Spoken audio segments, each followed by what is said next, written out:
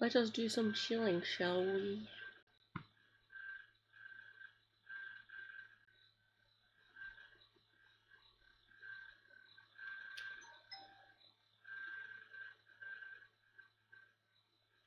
Ah, I forgot to change the stream message. Fuck. Copy text. Paste.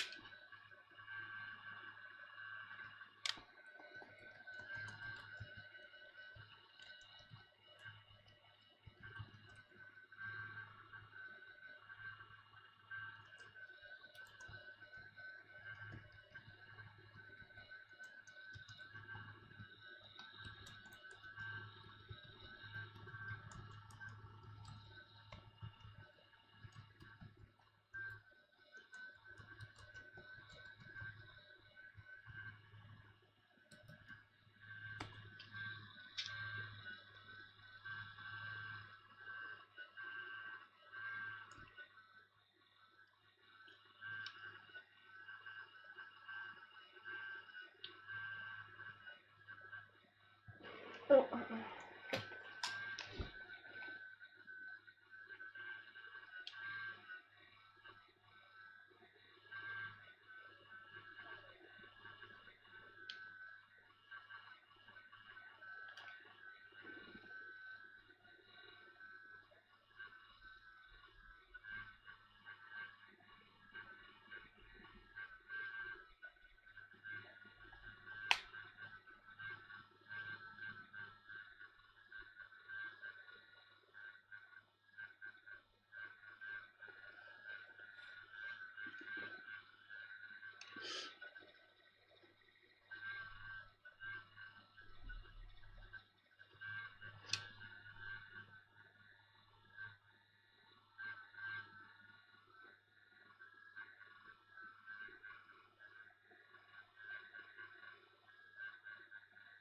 Where is it? An hour and 45 minutes just looking in me. Fuck.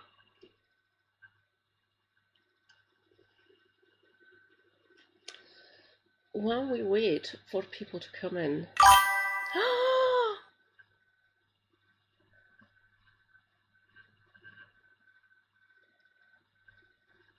Populist centrist nonsense, then other news. Rejoice, comrade. Shanna Cranky Pants is here to help this numpty. Hi, darling. Yeah, something just saying Cenk Uygur is a dickhead.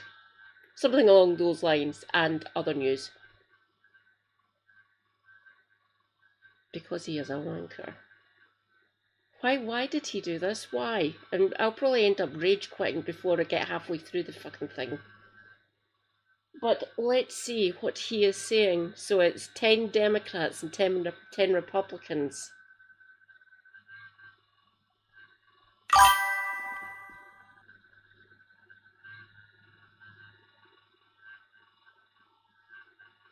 Thank you, darling. That is rather clever. It'll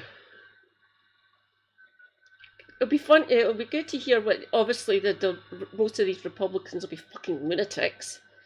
But we might actually get something decent from the Democrats in this audience, in this fucking surrounded.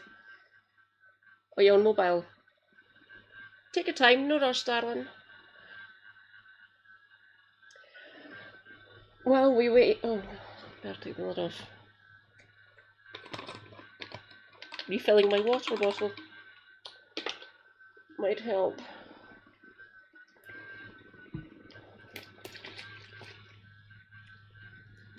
I will not give the supermarket its due. Quadruple concentrated lemon. Didn't think that was fucking possible.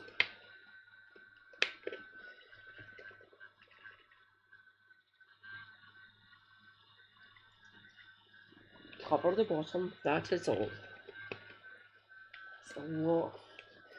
That's going to take me at least four or 5 days. Right. H2O. Boom.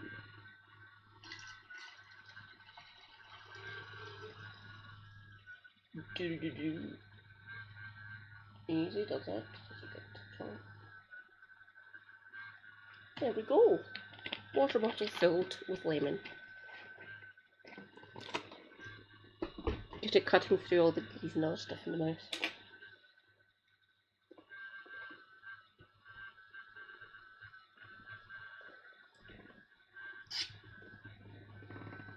Hasn't started yet.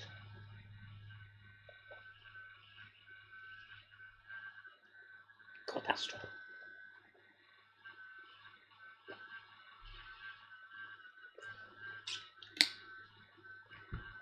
Numb.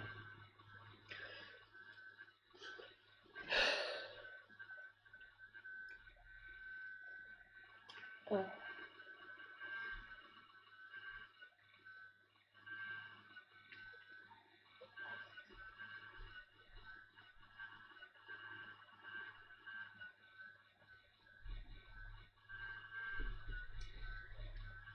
There we go. I have paused it until more people arrive.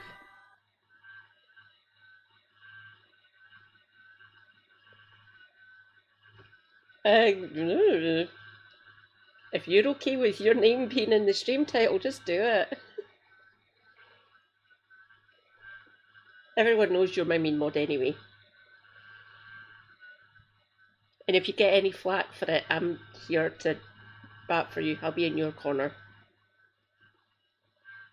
And who in their right mind would come after you on my stream? I'll just bonk the idiot. Oh, Christ's sake.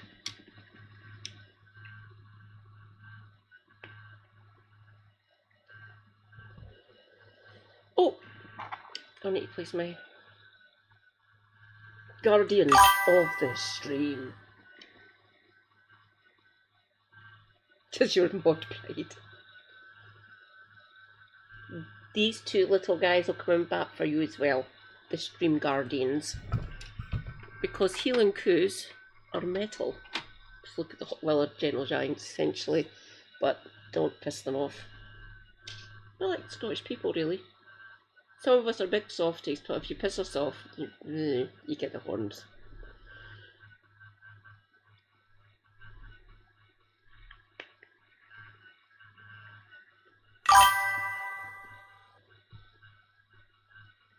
Do you? Rejoice, comrades! Blue Room is...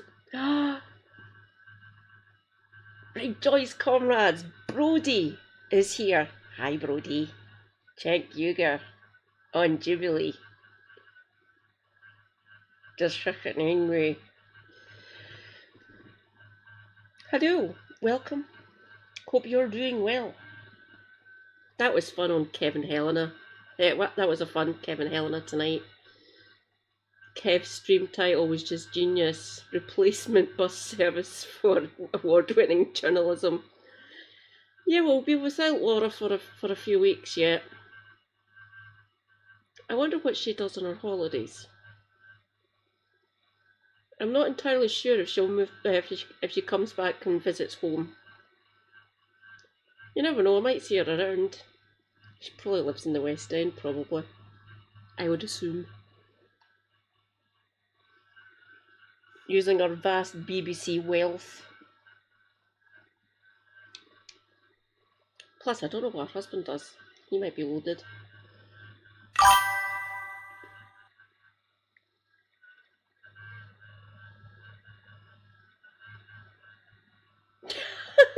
Good point. I am sorry to say our trains are slightly better.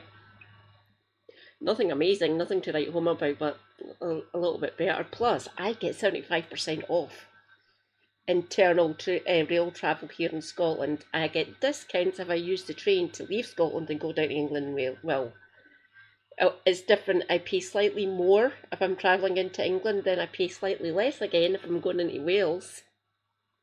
It's weird. Obviously, you cannot get a train over to Northern Ireland yet. We didn't build Boris's bridge across the Beaufort fucking tunnel. The Beaufort Trench. Seriously, Boris, what the fuck?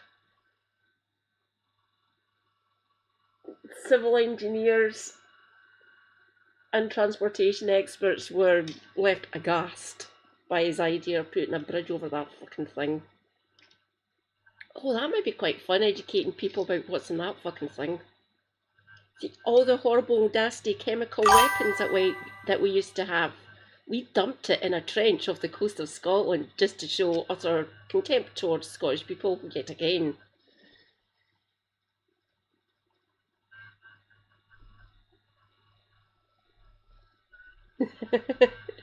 I'd be worried if they'd done a train up to where you're going.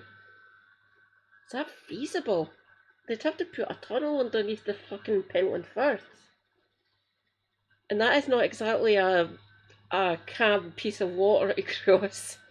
Super Hubby has been up to Orkney, and it's obviously a ferry you get, but he was standing at the dock waiting for the ship the ferry to come in, and it was coming in sideways because of the fucking currents and the wind.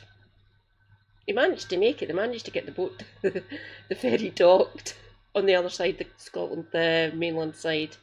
But he was standing there for 45 minutes watching this This fucking ferry trying to dock. This was years ago, by the way, fucking decades.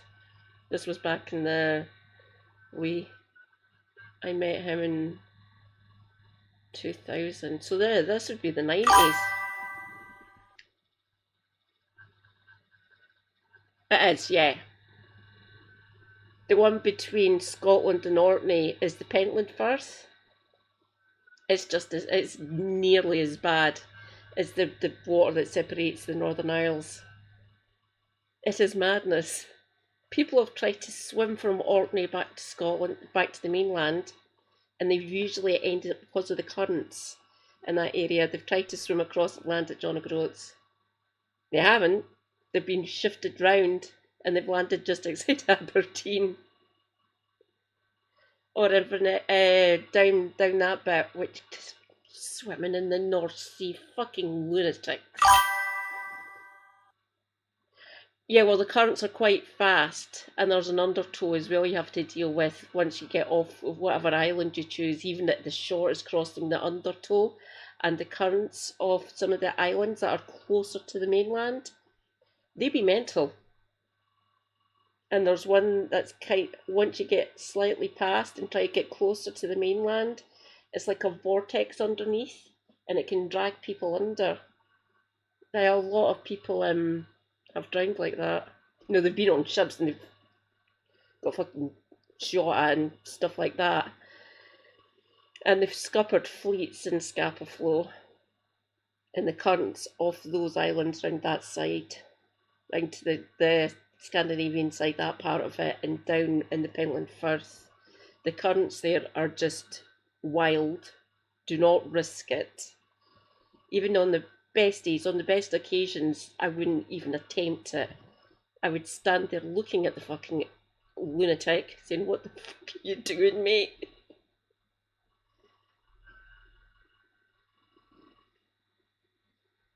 Swimming the English Channel is easy. The only thing you need to worry is one of the busiest shipping lanes in the world. But other than that, yeah. Well, I've read up on some of these people, fucking lunatics. You wouldn't get me swimming in the North Sea. My uncle, for fuck knows what he lives up there, by the way, they're called loony dookers. They go out on Nerdy or the 1st of January, and they dive into the water and swim. I don't know how far, it's not that far out, obviously, because once you get out past a certain point, the currents and the coldness are detrimental to humans. For obvious reasons, it's the fucking North Sea. The Arctic waters come directly into that part of the waters. Lunatics, that's the only thing I can say. Lunatics. I went on the beach at Aberdeen. It's a lovely beach, I guess. It's got Cadonas. The not arcades, like the fair. I quite like Aberdeen. It's a lovely place. Granite City, the most radioactive place in the UK, because granite is low level nuclear. Fascinating place, Aberdeen. Oh god.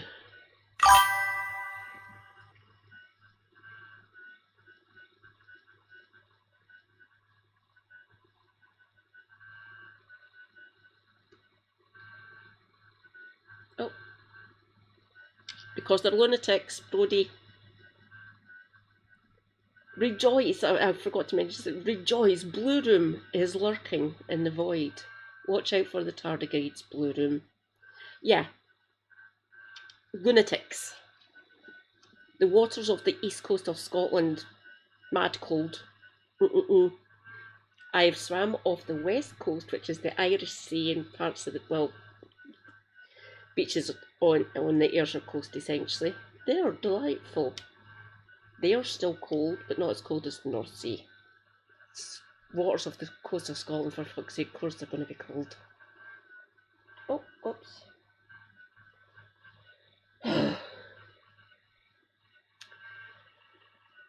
This is going to be fucking tortuous. I'm sorry to put you through this. I thought, fuck it, let's try it, see how much we can get through. And now we're in 45, what the fuck?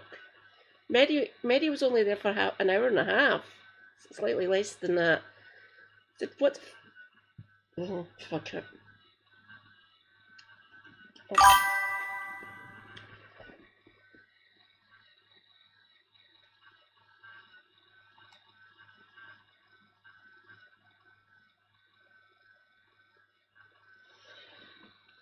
I understand your concern. I'm more worried about the fact that the fucking nuclear deterrent is just up the road from me.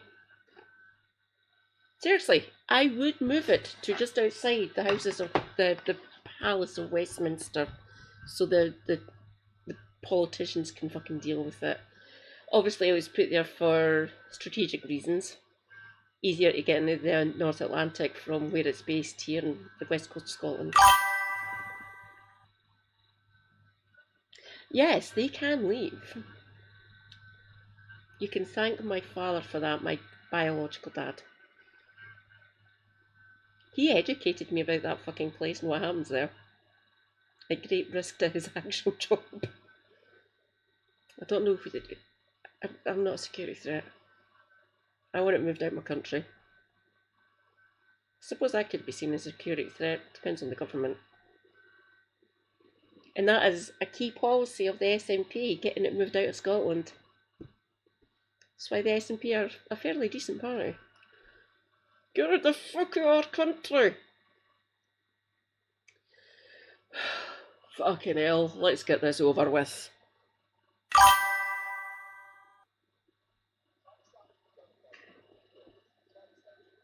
We've tried establishment Democrats, complete failures. We've tried establishment Republicans, complete failures. We tried fake populism under Donald Trump, complete failure. I disagree. So the only thing we haven't tried is left-wing populism. You say, don't try it. Go back to the establishment Democrats. Are you crazy? You can't vote Democrat and then say that, well, because they still support the rich and the rich still get all the tax cuts, I'm still going to cast my vote, which is the most powerful political weapon you have, to the very establishment that you're on one hand trying to tear down. That's just weird to mention guardrails against firing people when you rejected a union at your company and fired somebody for organizing. Yeah, that is absolutely not true. You can say that if you like. That is true. Look it up. Fine. So since you smeared me, let's explain. Hi, I'm Cenk Uygur. I'm host of the Young Turks live weekdays, 6 to 8 p.m. Eastern on YouTube. I'm also the head of the TYT Network. I'm also founder of Just Democrats Wolfpack and Rebellion Pack, where we're trying to bring the country together. And here I am surrounded by 20 Democrats and Republicans, and I'm going to try to bring them together.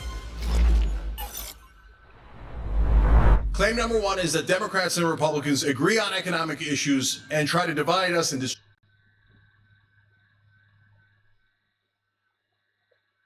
They try to divide you on fucking cultural issues. Yes. They also try to divide you by saying these are fucking lunatics and they're the sensible centrists. Correct, Brody. They are neoliberals. I feel for Americans, I really do. Don't get me wrong, I've got lovely American followers and subscribers. They are brilliant people and they hate both of the fucking parties. The duopoly needs fucking ended. Thank God for the Greens and Corbyn and whatever Corbyn and Sultana are doing.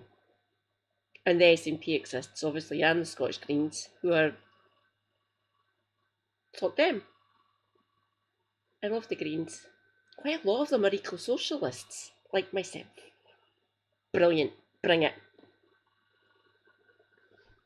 They have nothing that even reaches our level of left here, at least here in Scotland.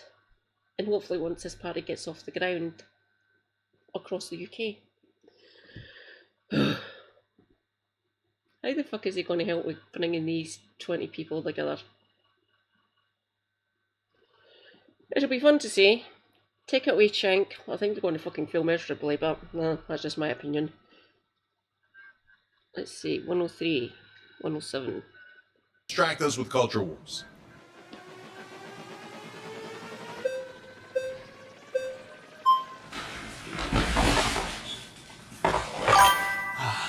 How are you, Cenk? Good to meet you. Good to meet you. My name's Oliver. Hey, Al. Yeah. So I guess the first place I want to start off with your claim is to first say that I think there's a grain of truth in it. And I think I would largely agree that when it comes to the system of neoliberalism, the system of capitalism, I think there can be a lot of overlap. I think where I would probably push back a little bit is when we look specifically at what policy issues get passed and how they affect people, there seems to be a very big difference. So for example, under the Biden administration, we saw with the expansion of the Affordable Care Act and Medicaid, we saw over 8 million people become eligible for Medicaid who were previously not eligible. If we contrast that right now with what's in Trump's big beautiful bill, over a 10-year period, that would make between 15 and 16 million people ineligible for Medicaid. So it seems on a crucial economic issue that affects people's ability to, survive, have quality health care, and live quality lives. There seems to be a stark contrast. So I'm just wondering your thoughts on that. So where I would disagree is the word stark. So I understand there is a contrast. That's why I vote Democrat. But these are giant buts here. So first of all, they say on Medicare, we should negotiate drug prices. The Democrats say, and then they never deliver. They didn't even try to negotiate drug prices other than on insulin and maybe 10 other drugs. And you go, well, that's pretty good. No, that's 10 drugs out of tens of thousands of drugs. At a maximum, it's only a $6 billion savings, when in reality, what we actually would do if we negotiated the drug prices is several $100 billion in savings. So what I'm saying to you is, while the Democrats do some things that are positive, they do it almost as a release valve. So they go, okay, here's another example that you mentioned, the Affordable Care Act. You know what it was called before it was called Obamacare? You can enlighten me. Yeah. Romney was a plan that was tried in a Republican state. Exactly. Yeah. It was called Romney Care. Yeah. And you know who came up with it? The Heritage Foundation, the same people who came up with Project 2020. Every time these fact checks come up, I read them out. Former Massachusetts Governor Mitt Romney, Romney's a Republican, by the way, signed a healthcare law in 2006, nearly 20 years ago, known as Romneycare. Obamacare had key similarities, including state-based exchanges, subsidies for low-income households, and the individual and business mandates. All right, so your employer pays for it, as well as the actual person. Why were the Republicans so fucking butthurt then?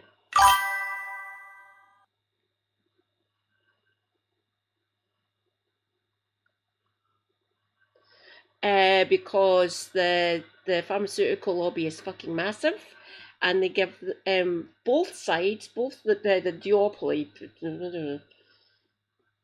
campaign money. So that's one of the key things, getting all the money out of politics and fucking corporate personhood. What the fuck? That is just utter madness. At least we've got campaign limits here. The parties still fucking break. Yeah, it's lobbying. Bribery. Legalised bribery. So getting the money out of it would actually help, and you might actually get single payer.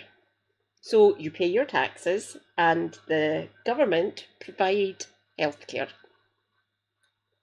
But no, that's communism apparently. No, it isn't. That's not communism. Trust me, I'm a communist. It's not. Most social democrat countries here in Europe have that. Yeah, exactly. Thank you, Richard Wolff. Communism is when the government does stuff. And governments do stuff all the time. That's not communism. So getting the money out of the politics would help. You might actually get better healthcare. But that ain't going to be happening anytime soon across there. We have a hope over here. We have at least a slim chance of actually getting some sort of progressive element into the House of Commons. Obviously, getting rid of the other place is key. And stopping people from funding political parties. It should be based on the individual person. Katie, Brodie, Kevin, Helena, whatever, whoever, giving money to the political party they are a member of, or the political party they like. literally people-powered politics. Not having any other people or companies or rich bastards giving money to basically get someone into the House of Commons. And obviously getting rid of the other place. Unelected second chamber, get to fuck. It's the 21st century. 5. Okay. That is a corporate release valve so that people don't build up too much pressure and go to a rebellion or a revolution. But in the bottom line is that was a tiny, tiny little fix thought of by a right-wing think tank. And then now when you say negotiate drug prices, Obama never did it, even though he ran an ad called Billy where he said he was going to do it. Biden does at most 6% of it. The Democrats are constantly doing 5 to 10% as a little release valve, yeah. but keep the machine going exactly as it is. And we can totally Yes. agree that there should Well be said, more Pookie. that's done. I guess maybe I was taking your claim too literally, which is that Democrats and Republicans agree on economic issues. And maybe you Yes, there's a qualify no. in there. Is it largely agree? Is it mainly agree? Is No, it it's on a definitely qualifying- large. Yeah, Okay. it's not Mostly 100% agree. agree. Otherwise, it would be too obvious. Sure. But is it true that they largely agree? Of course. So Yeah. I'll give you many other examples. Okay. Paid family leaves at 84%. Yet Yes. the Democrats never seem to be able to pass it. Why do they never pass it? Because they're not trying. They said they do the public option. Joe Biden didn't even announce them, Yeah. introduce the public option. I- Why? Because they agree with Republicans. Agreed. Well, I don't think they agree with Republicans necessarily. I just think that sometimes it's hard to pass legislation in a bitterly divided Congress. Would you acknowledge that it's difficult No. very often I in would order to not. get things done? You don't. You don't. No, You don't see, think that is so. the number one excuse Democrats use. Okay. Oh, golly gee, there was nothing we could do. And they sing that. There was nothing we could do. There was nothing we could do. Okay. In reality, he didn't even try for the public option, Biden. He didn't introduce it. So that pulls it over. Crap, crap, crap.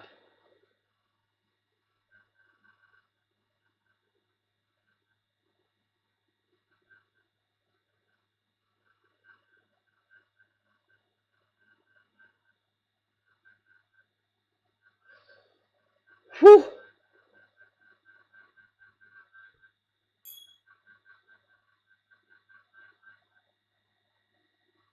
I completely forgot. I knew I was going to be showing this, but how long? Under 5 minutes. Looks like I'm going to have to delete that in my YouTube studio because Jubilee will just stomp all over me. I keep on forgetting they literally don't let anyone. It's different here on Twitch, thank God. But on YouTube, they will literally stomp all over my channel, and I can't risk getting ending that for comrades who go over on the YouTube instead of Twitch.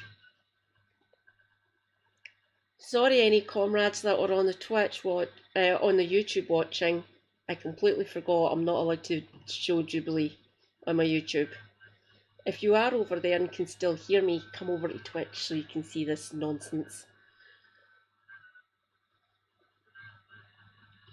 In fact, let's see.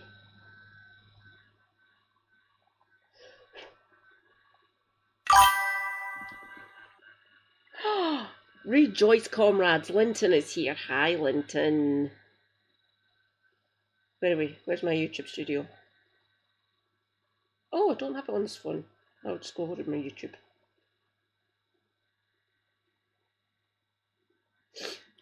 Oh, God, itchy nose.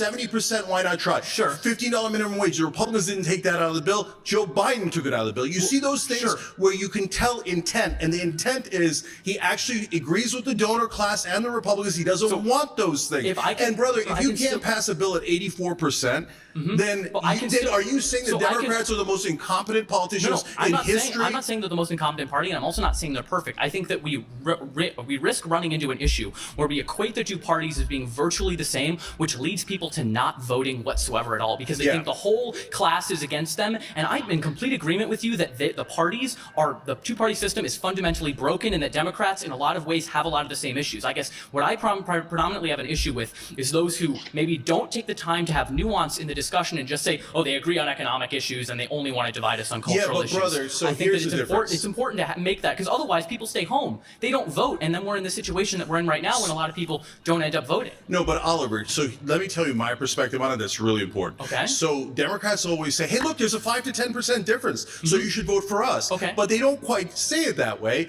You understand that, I understand that, Sure. a lot of people here understand that. But what Marketing is a thing. I mean, right, but marketing is a no, thing. but hold on, this is super important. Okay. But they tell the voters, we're going to make a big difference. We're going to do minimum Sure. wage. We're going to do public Yeah. option. We're going to do Agreed. paid family leave. Yes. And when they don't, people get disappointed and disappointed. course. And that leads them to not voting. That leads them to hating the Democratic Party. Sure. What I'm saying is go with populist left. That is the Okay. one thing that has not been tried. Sure. We would actually do the bills. We do the bills. okay. Otherwise, then you're the same as the Okay, Republicans. fair enough. All right, thank you very much. Thank you, Oliver.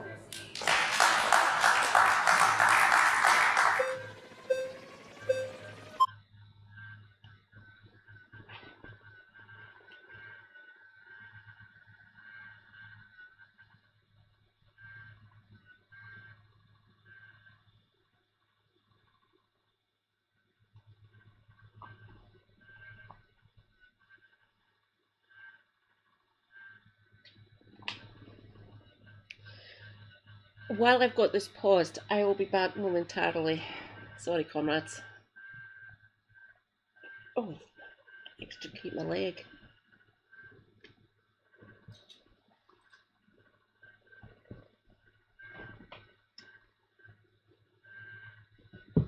I will be back.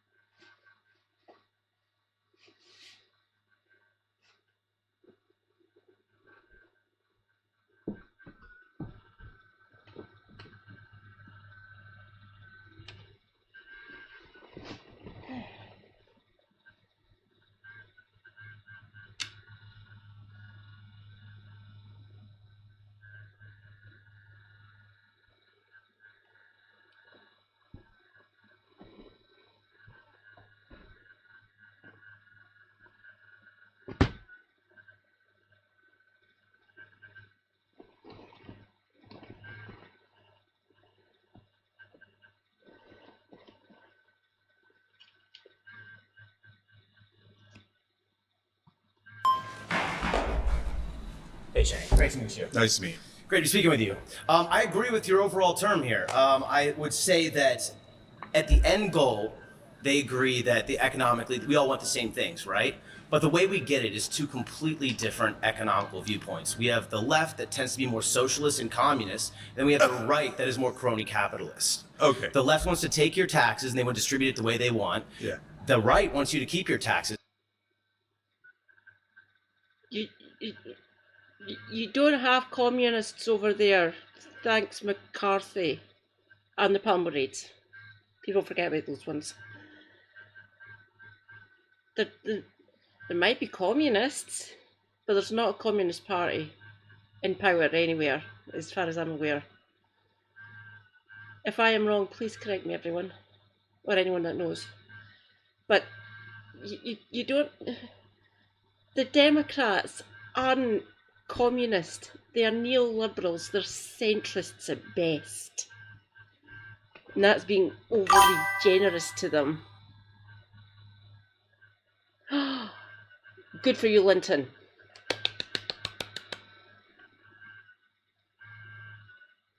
Zach, obviously.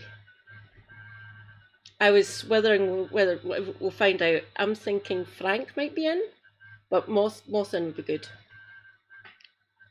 But yeah, obviously, I've got Scottish Greens. I don't vote in this. I can just pontificate about it. But yeah, the polls are looking good for Zach. Yes. Hopefully. Who the fuck said it? Is that Reza? Is that Rez that said this? Or was it someone else? Oh no, it was Edward Sexby. The briefcase duo are panicking like mad, apparently. It's the way your party works. So that means Zach and two deputies. So I might be correct in all three. Oh no, one of them has to be a woman. Annie? Antoinette, maybe? So, Zach Leader, Mawson, and one of the females, one of the women. Because that's how it's set up, I believe, if I've read that correctly. So, Annie, maybe? Annie Townsend? Antoinette Fernandez?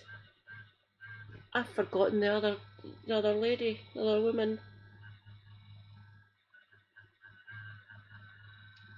Please correct me on who the other one is.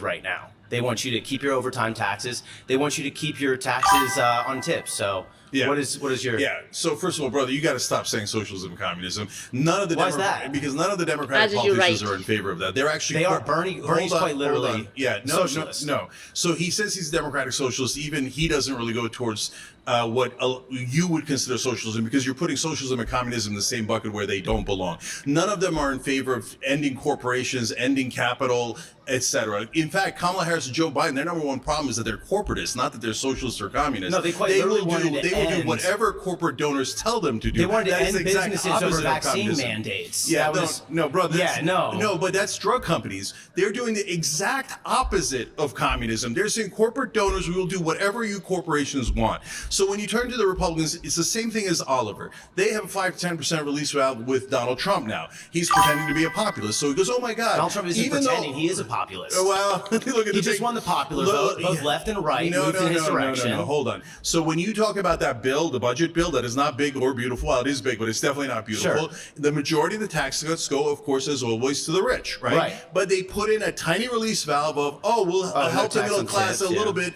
on tips and overtime. Whether that even Well, then stays how in the come bill is a every- different question. How come every But time what a are they doing? Republican's Here, in let me tell you a office, fact. I make Well, more can I money tell and I you a spend less fact? in taxes? Yeah, no, I'll tell you a fact. So what they do is they throw a little more sledge you as Obama and Biden throw a little morsel on you for social policies, as Sure. we discussed earlier. But the overwhelming majority always goes to rich. For example, in this bill, they're cutting Medicaid and SNAP by 1.1 trillion. Do you know how much is going to people making above $500,000 a year in tax cuts? 1.1 trillion. Okay? So they're literally taking from the poorest people and giving it to the richest people. Which is what the liberals have been doing forever. So what's the difference? How are they doing? So no, brother, what I'm saying is you're actually proving my point. Democrats and Republicans constantly say that they have giant differences. Then what did the Republicans do? They do massive tax cuts for the rich. And then Obama, by the way, came in and actually made Bush's tax cuts permanent, differences. which cost us even more than the original Bush tax cuts did. So there's a lot of theater about how they disagree. But at the end of the day, why do the me rich as a always business get tax owner cuts. save Corporations more money always when get it. Republicans are in office? Why do me as a business owner continue to save money? So you know why? So I'm a small business owner. Sure. So we save a little bit of money. The giant corporations save a ton of money. Isn't it better They if always everybody throw- saves money? No, it's not. Because, Why not? brother, then That you- makes no sense. No, brother, it's easy to say, okay, then we shouldn't have any roads, bridges, cops, fire departments, Nobody's schools. saying that. We just No, don't you want are our money saying that going when to you foreign- say People there's no are need to clueless. have any We just taxes. don't want our money going to foreign countries. Oh, I couldn't agree and more. on drag events. And by the way, that's so- another thing that proves my point. Republicans and Democrats always do whatever AIPAC tells them. So that is a Well, foreign that's government. a whole different argument. No, it's not an And I would argument. It's the agree, same so- argument. It's the donor class. Thank you, Jay. Yeah.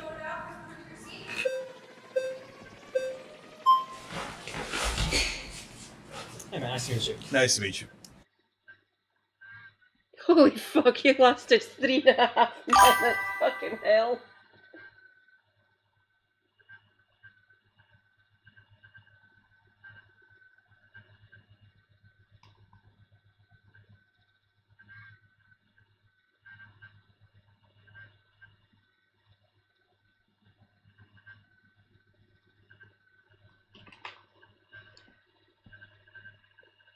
Yeah, apparently.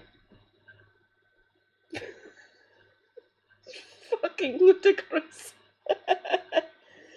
The people going to see drag acts fund them. Plus, they probably have sponsors as well, like fashion houses, makeup brands, things of that nature. Pretty much, Linton.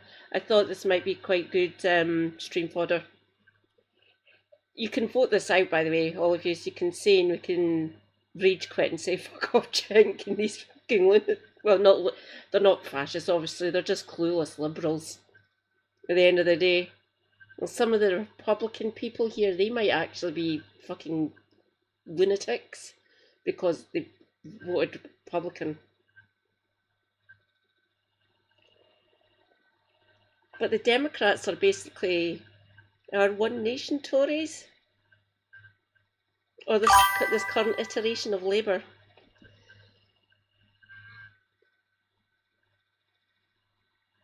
Yeah, they do have such nutters. Holy fuck. I feel for Mehdi actually having to deal with fucking fascists.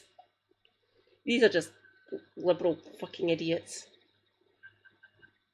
That's why I keep on saying I feel for America. I know my comrades over there that follow me, talk to me on a daily basis. Especially my mod. I'm not entirely sure. Is Phoenix a purple state? I think Phoenix might be a bit of a purple state. I'll need to ask her if she comes back. If it's red, blue, or purple, probably purple. So that last one lasted 3.5 minutes. Oh fuck.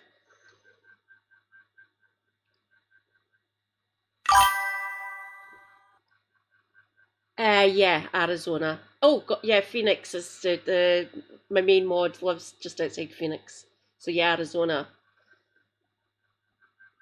I think Phoenix is Democrat, or most big metropolitan areas usually are, because there's lots more different types of people in it.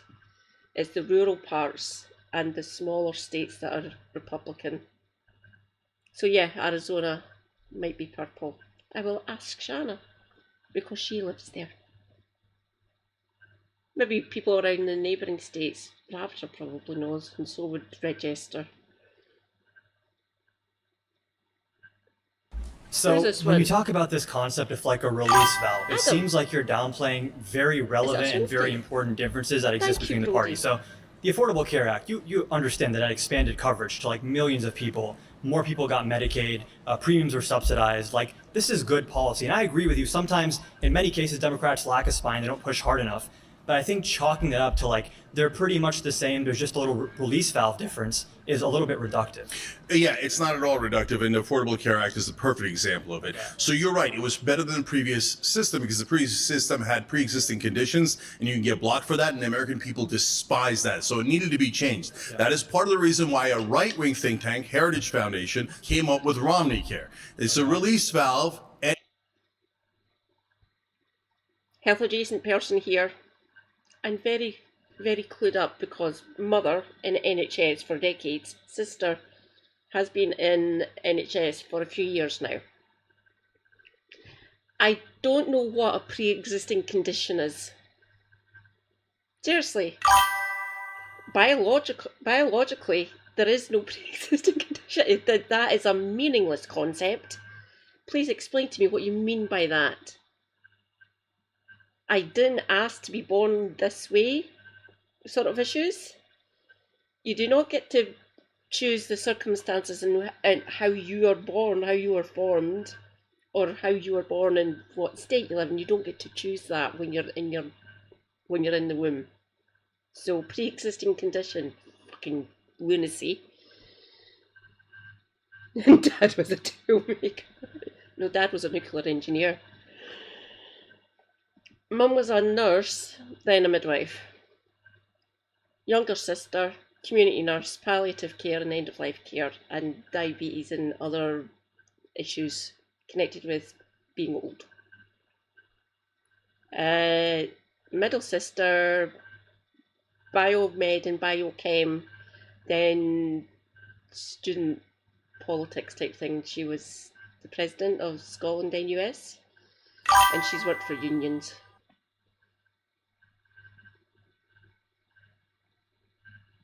Oh, right. Wow. I didn't know about the sister. Yeah. Mum was a nurse. Where have I heard that before? Yeah, we get it. Your mum was a nurse. So was my mum. So was lots of other children's mums, apparently. Can't just keep on saying that and that your dad was a toolmaker. Yeah, we know he was a toolmaker. Ha ha ha.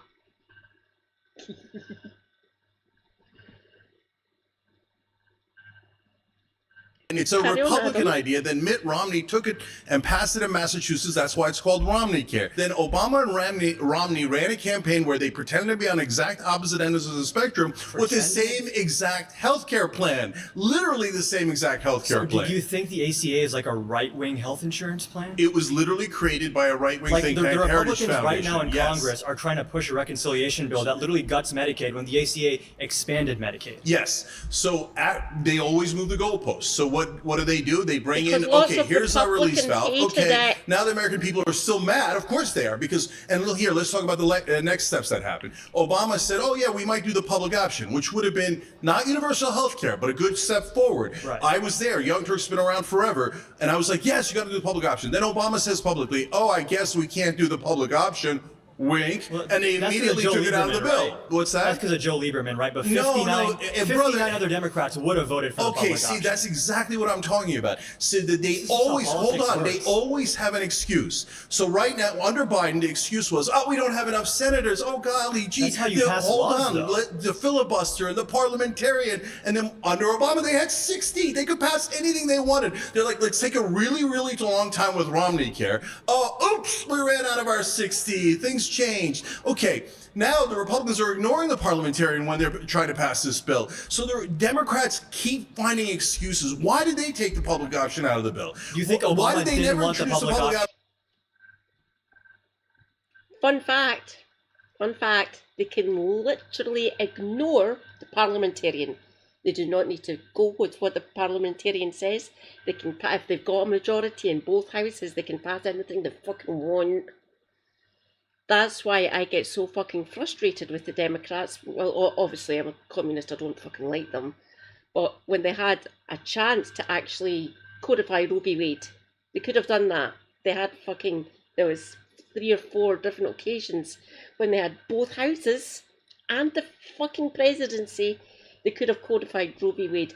They could have done single payer. They could have had an American NHS. Honestly, they could have. Obviously, they'd name it different, but saying American NHS is easier for me. They could have passed brilliant things, but they fucking didn't. They had so many fucking opportunities to do all this fucking shit. Literally.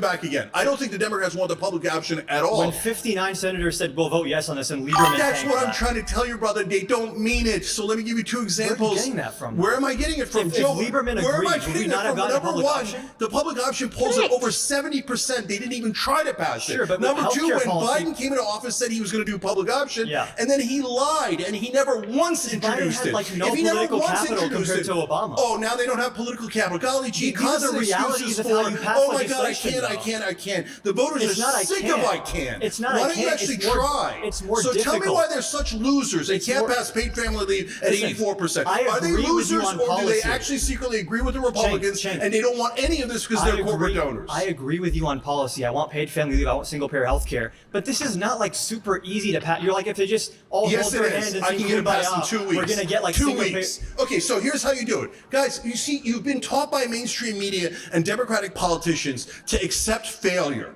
Oh my God, there's nothing we can do to pass it. There's nothing. Here's how what you do. can pass it, Here's but it's super difficult. easy. It's not Listen, easy. listen. Paid family leave is at 84. Why do I keep insisting on that? Because here's what you would do. You would introduce it, 74% of Republican voters want it. And then you would say, I dare you to vote against it. If you vote against it, you're voting against 84% of Americans and you will lose your next They're for election. it I will nominally. campaign against you. I will find a Republican to campaign against you. No. And then, but you say, no, God, don't even try. Don't These- even these try. policies- Oh, we have these giant Hold on, hold on. differences, but we never pass our bills. say We never Republicans- even try. And who took out $15 minimum wage? Joe Biden took out $15 minimum wage. So they never You say- meet it, brother. When is it going to get through Hold to you on. that they don't You pass say it that for a Republicans reason? agree with us. They agree nominally. I'll give you a great example of this. If you poll Republicans, should we cut Medicaid? They say no. When Medicaid's actually cut and you poll them, they're just cutting waste, fraud, and abuse. So like nominally, yes, everyone agrees universal health care is good. When you get into the nitty gritty of actual policy, it gets a lot more complicated. I agree, Democrats should fight much harder, use the bully pulpit, campaign on these issues. But the idea that they're It's not that complicated, my dude. It's not that complicated. If they've got the fucking majority in both fucking houses, they can pass it. Ignore parliamentarian. They literally don't need to listen to that fucker, that person, whoever they are. They can pass it if they've got majorities in both fucking houses. And like Cenk, oh Christ, I'm agreeing with Cenk, just fucking end me. I thought I was I knew this would happen. I would agree with him on some things. Just, I feel filthy now. Ugh. Ugh. It's not that difficult. They can fucking pass it if they get majorities. Oh well. Seem to be doing rather well. Oh, let's see. You took on. Oh, I need to see the clock once this guy gets voted out, which will probably be soon. willfully, purposefully sabotaging themselves. Some of them, sure, but this is not as easy as you're painting it out to be. Okay, so number one on minimum wage, we at the Young Turks fought for Bernie to put it back in and at least get a vote. Okay, it got a vote, and guess what happened? The 8 Democratic senators who were pretending to be in favor of it all of a sudden voted with the Republicans. They had more than enough to block it because the Democrats don't mean it. They always do rotating villains. So, brother, at what point are you going to say the failure is on purpose and not, golly gee, they're the Washington Generals against the Harlem Globetrotters? When you have slim majorities, paradigm-shifting policies just harder to pass. But 60 is not a slim majority. You constantly didn't make have 60. excuses. The Obama had $15 60, minimum and he wage. still didn't do it. If they could have 80 and you'd still find an the excuse. ACA was massive legislation that he got with 60. Yes, 60 beautiful votes. Romney Care from Heritage Foundation. Nice meeting you, man. Thank you, man. Yeah.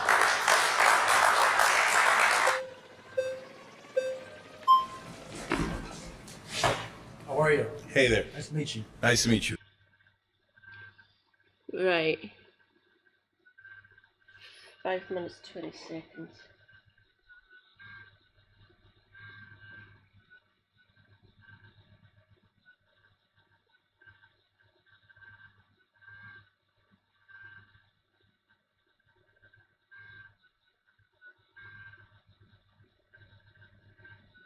I think he was a Democrat. Adam, my dude, it's not that fucking difficult. Trust me, if they've got majorities, they can fucking pass anything.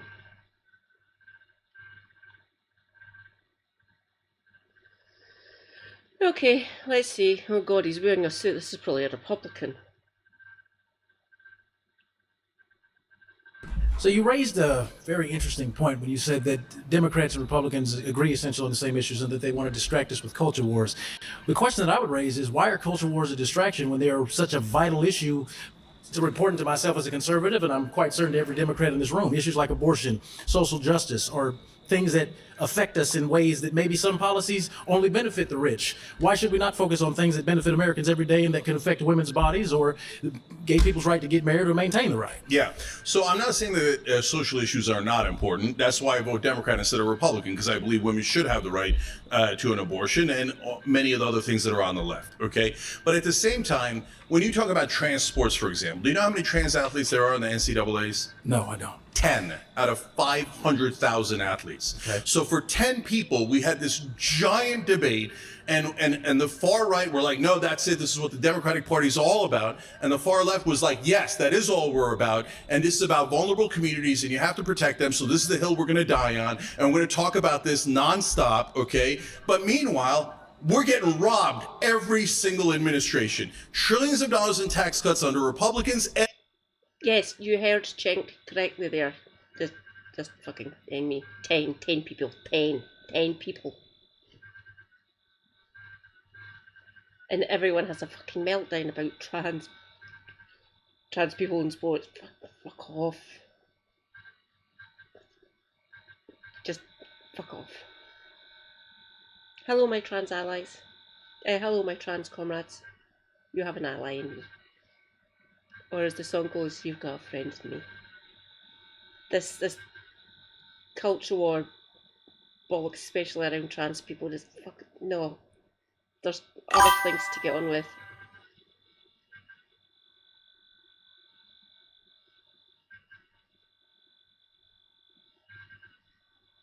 Yeah. Has he been talking to his co-host? Anyway, Cenk's a union buster. So he is scum.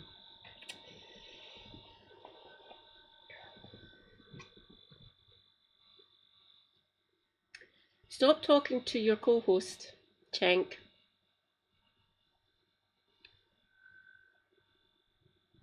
Not going to happen anytime soon, obviously. And under Obama, tax cut after tax cut for rich, for the corporations, deregulation after deregulation. You know why they want to split us? They want you to fight left and right. They want you to look left and right. They don't want you to look up. Look up. Okay. Well, of course, having to look up is very vital. Okay, my master always tells us to look up. That's why I wear the cross. But the point that I'm making is that social issues, in order to really, wouldn't it make sense to effectively mobilize people? You should start with things that can touch them every single day. Social issues impact children, women, men, all of us across all ages and across all ideologies. Shouldn't it be for the American? Fix the economics.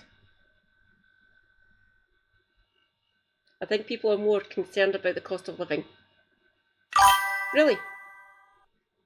Yeah, material conditions. Yeah. We've got that's what the Tories and fucking Manfrog and his band of merry lunatics are doing. Focusing on the culture. No, the economics, please. People's material conditions matter more, trust me. I talk to Americans every day. Being able to run a household, feed your kids, get a decent wage. By the way, £15 an hour isn't enough. $15 an hour isn't enough. If it kept up with inflation, we're probably over $20 an hour by now. £15 an hour? Yeah. Bit better. I used to advocate for like 20 quid an hour, but that might have, Helena explained it to me, she was saying that might have a deleterious effect. So 15 pounds an hour, that could work. Especially poor service sector people working, fucking hell. And all your poor Uber Eats and Deliveroo and Just Eat and all those poor bastards. Christ. That job must be so crushing. Or McDelivery. Bleh. We don't need to worry about McDelivery. If I want a McDonald's, I just send Super Hubby out because it's just up the road. Keeps them the KFC's closer. They're pretty much right next to each other, actually. Keeps on threatening to go and get that Zinger Burger meal and getting me to try it. No, just the Zinger Burger on its own ruins my stomach. And now they've put fucking lunatic level of sauce on it. No thank you. So we don't need, if we obviously we order from Chinese and Indians and stuff.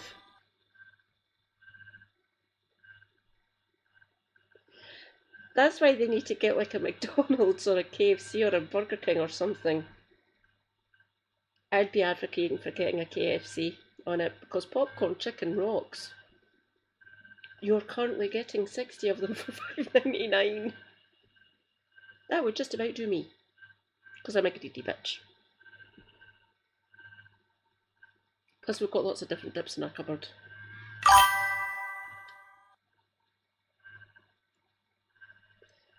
You do that. KFC for the Northern Isles, bring it on.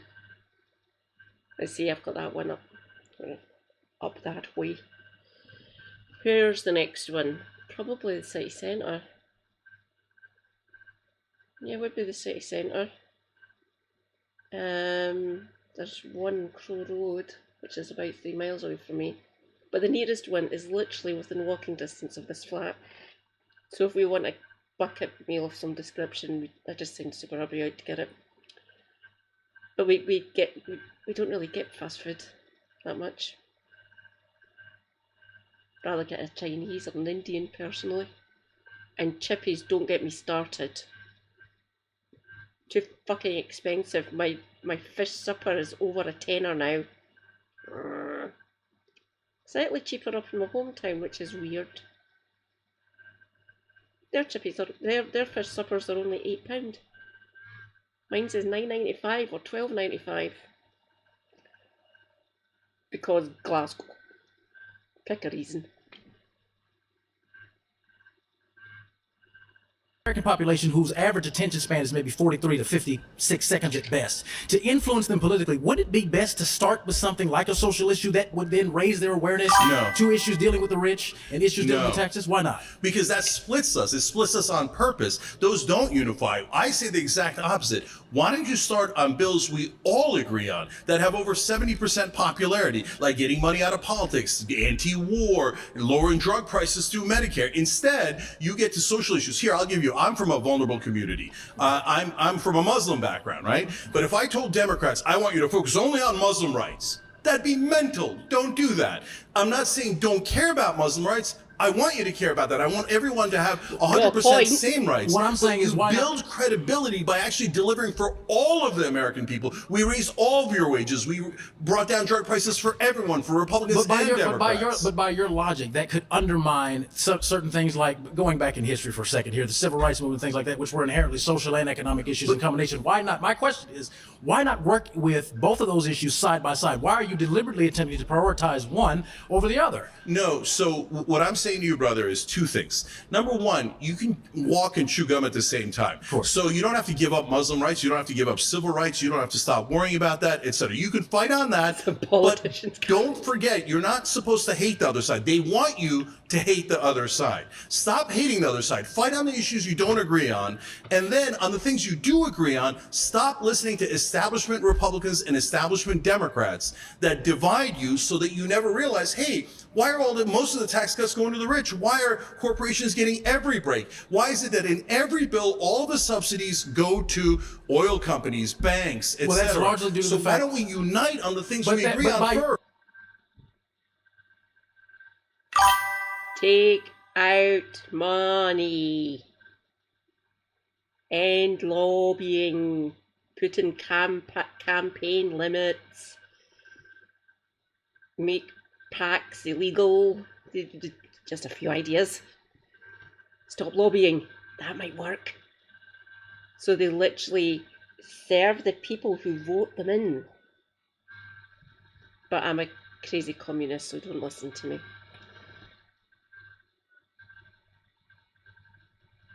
You took that too literally. Damn it, it's here.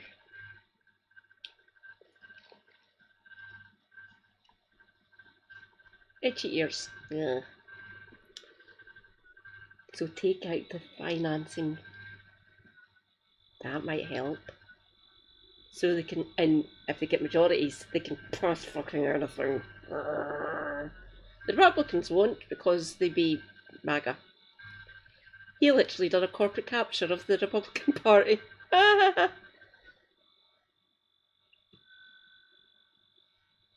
And don't vote for Greens. Jill Stein's a fucking lunatic. But by your own logic, that does a disservice to the fact that many, well, it doesn't do a disservice. It acknowledges the fact that as you still vote Democrat, you are still in essence supporting the very system that you're at the same time talking about tearing down. So it's a lot of double talk, is it not? No, what I do You is can't vote no. Democrat and then say that, well, because they still support the rich and the rich still get all the tax cuts, I'm still going to cast my vote, which is the most powerful political weapon you have, to the very establishment that you're on one hand trying to tear down. That's nonsense. That's why primaries are critical. What if I want one thing for you guys all to think about is you must vote in your primaries because the mainstream media doesn't want you voting in the primaries because that's where you can make real change. So that's why they love it when you go, oh, well, if you don't vote for a Democrat, Trump's going to be in office and Trump's the Agreeing with boogeyman. him And the again. Republicans will say Ain't me. likewise, right? So go vote in your primaries so you don't have to worry about Democrats or Republicans. You're still in the same party. But get rid of the bums who are for corporate. Yes, and vote down ballot as well. Get involved at the local level. Vote for your state legislators. Things of that nature. Vote in better judges. That might help. Better, not judges, they get appointed. DAs and things of that nature. Vote down ballot. Get active locally. That's where you can make real changes. On the federal level, the duopoly exists. Obviously that needs to change as well, but vote down ballot as well. Vote for local stuff, local people. And they can start doing proper stuff in your state, in your city, in your county, blah blah blah. Might actually help. Obviously, a lot of the judges, the federal judges, the tangerine tyrant, and obviously the Democrats as well have put in suspect judges, obviously. But yeah, being able to vote in judges, that might be a good thing. You can only run if you've got a certain amount of years, either being a defender, public defender, or a DA of some description, a prosecutor, things of that nature. So being able to vote in judges, that might help. Chances? Slim to none.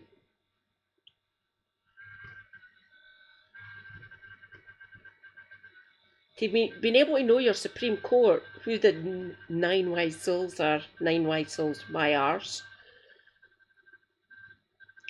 I don't see that changing. But local level judges, yeah, might actually be helpful. But that would mean the Democrats would have to do it because the Republicans wouldn't. And I have no faith in the Democrats, obviously. because they've had so many fucking chances to make meaningful change for the American people, and they've fucking done it.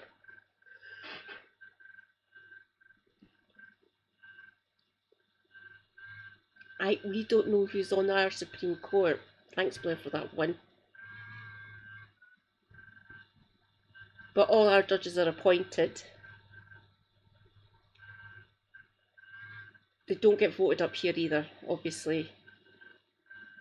The procurator fiscals, they're deemed on levels of seniority, and they're usually quite good. They're a mix of like lawyers and police, because they can do investigations. That's the difference. Yeah, England took our lovely legal system and fucking corrupted it.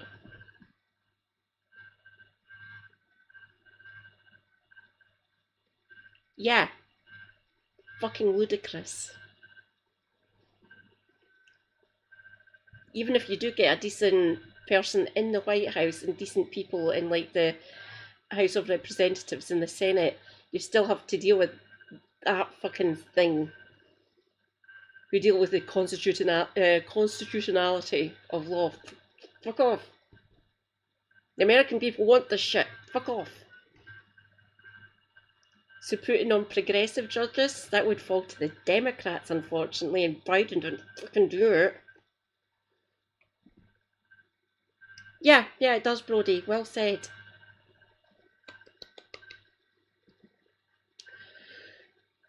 I seem to be coping rather well. Let's see how much more we can get through.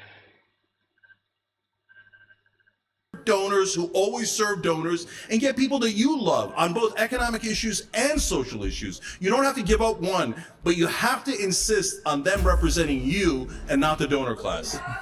Very great conversation, brother. Thank you, Great brother. Conversation.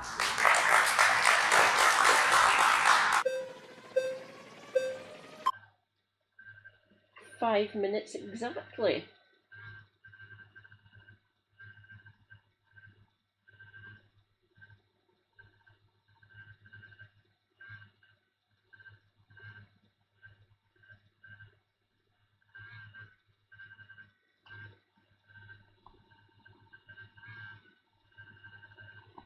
Okay, this one's going to be the shortest one ever. 1 minute 57. This is going to be fun.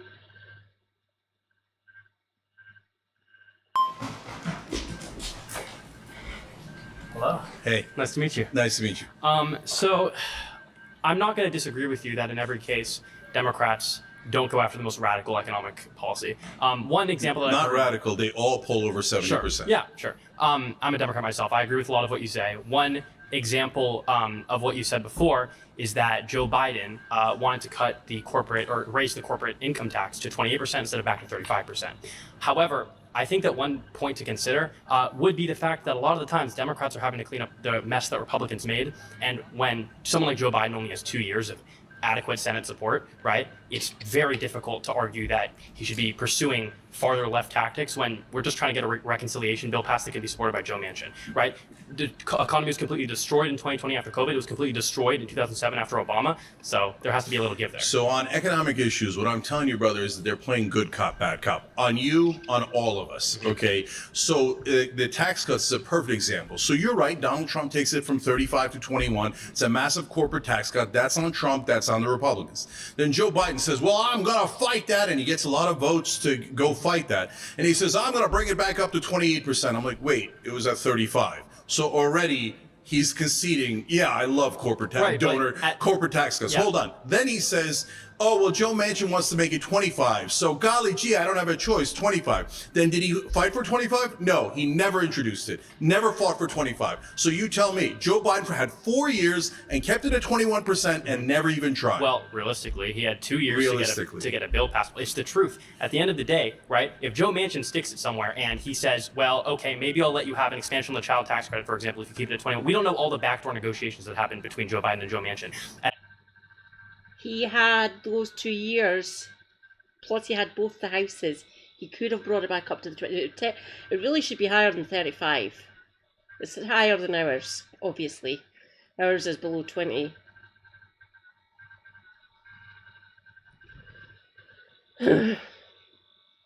He had those 2 years and he had both houses. He could have got it fucking passed.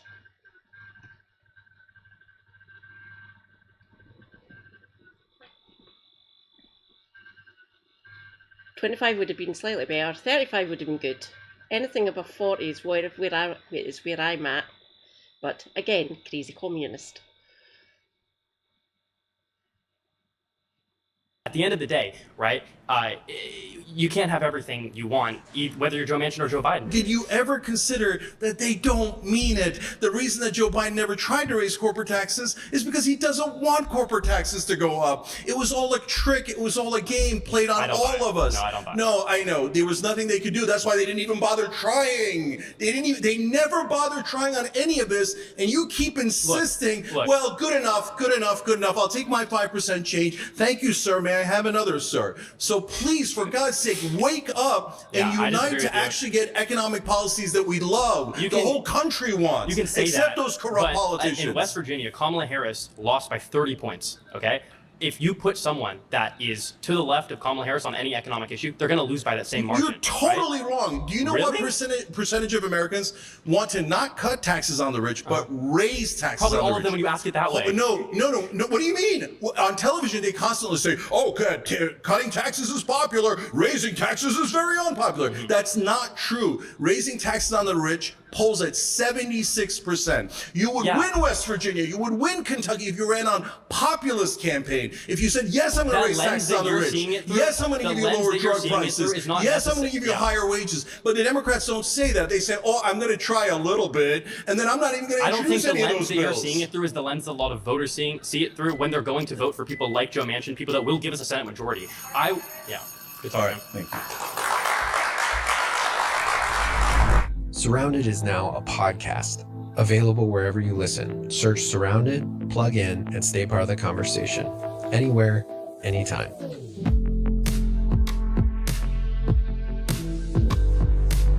My next claim is Democrats don't want to pass their agenda. It's a marketing ploy, not a mission. Hi, Zena, nice to meet you. Nice to meet you, Zena. Awesome. So I think that we largely agree, like kind of others have said. I just like want a little clarity on understanding how Democrats like water down their social issues, things like DEI and other measures to kind of bridge the gap that we've seen in like racial disparity, for example. How, in your worldview, do we reconcile such issues? So in the beginning, did we need affirmative action? Definitely, because what happened before the civil rights movement was, so let's say that your firefighters or your longshoremen, those are really good jobs. They pay pretty well. They're good blue collar jobs. What do you want to do? You want to pass it on to your kids because you're normal, right? That's the type of thing that you want to do. But unfortunately, at that point, almost all the jobs are held by white people. So we do affirmative action because, guys, we got to let others in. Otherwise, it's not fair, right? And so that makes sense. But then over the course of decade after decade after decade, we wind up with DEI. And DEI has some good things in it, but it also had some abuses in it.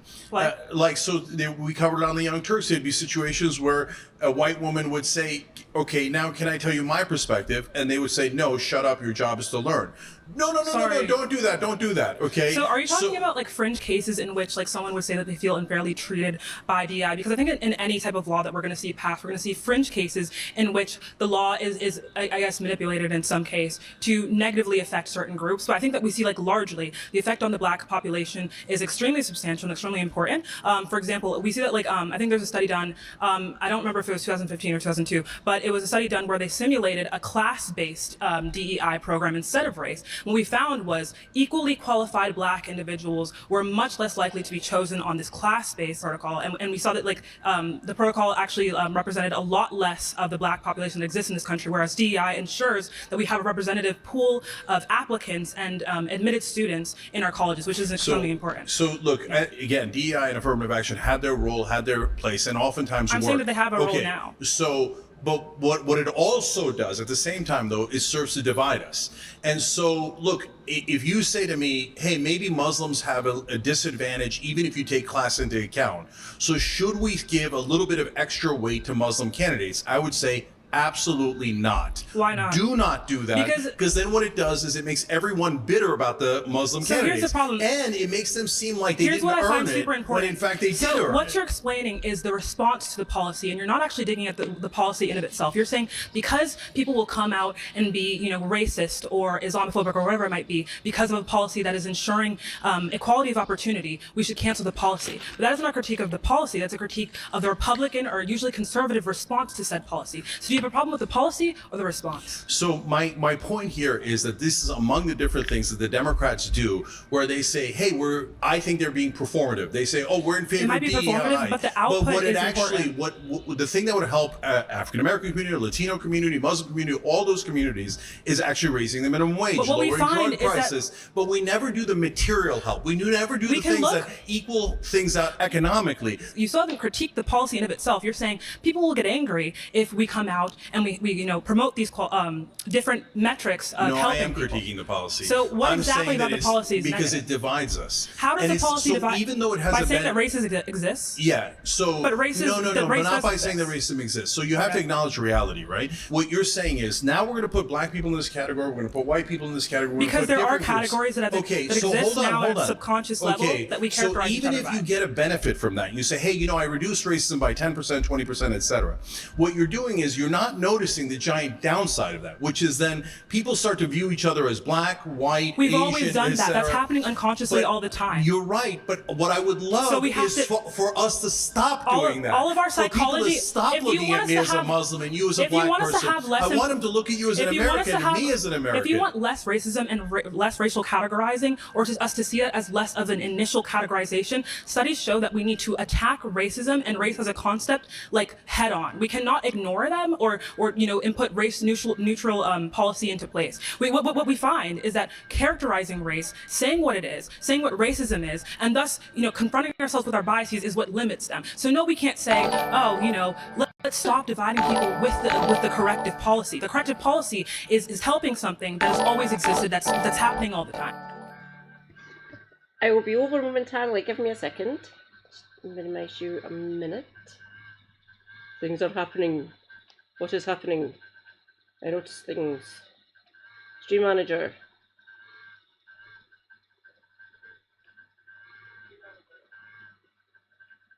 What just happened?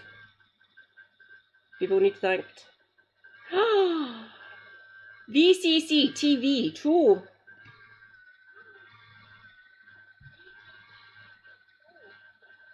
Thank you for the follow. Welcome. Welcome. Mad Cats.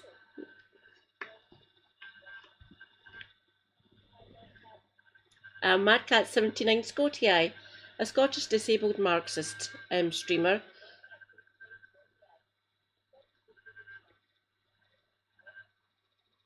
And we are currently watching, well, technically the title is One Populist versus 20 Democrats and Republicans.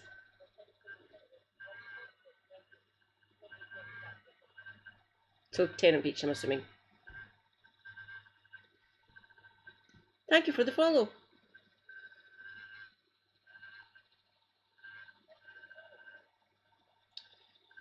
Give me a second. I am using my phone, which has got my stream manager on it, to watch this and comment. Right. Back to Cenk. This is currently Zina, and she identifies as a Democrat. Good for her, I guess. So I told you I have an issue with the policy itself. I think it divides You haven't us. explained it, though. And do the Democrats actually pass their agenda?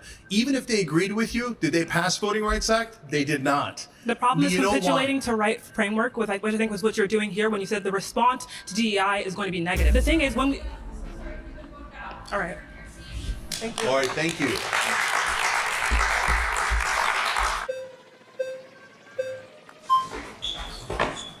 Hey, good to meet you.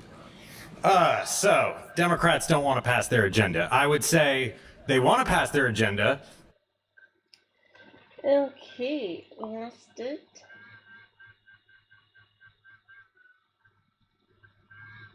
Six minutes. 32.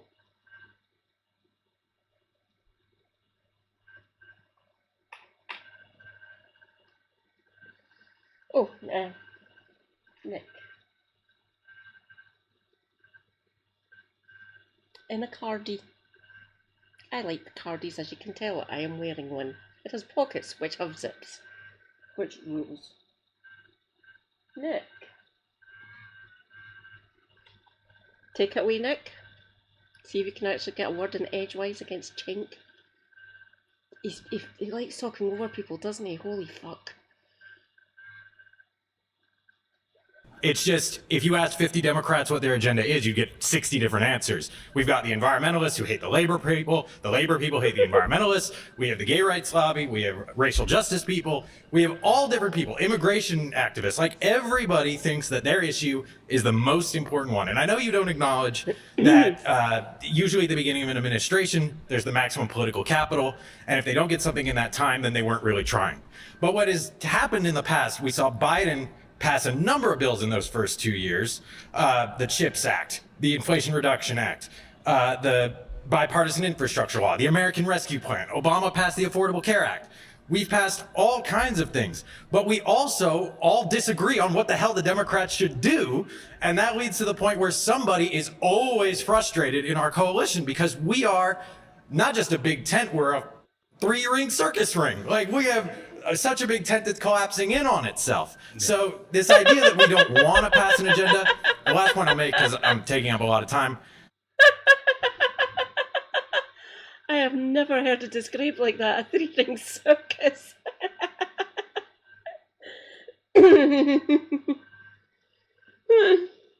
Oh, that's delightful. Fucking love it.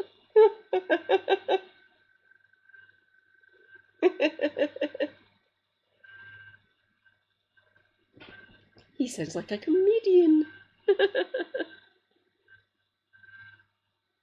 And yes, there's lots of different people, different factions within the Democrats.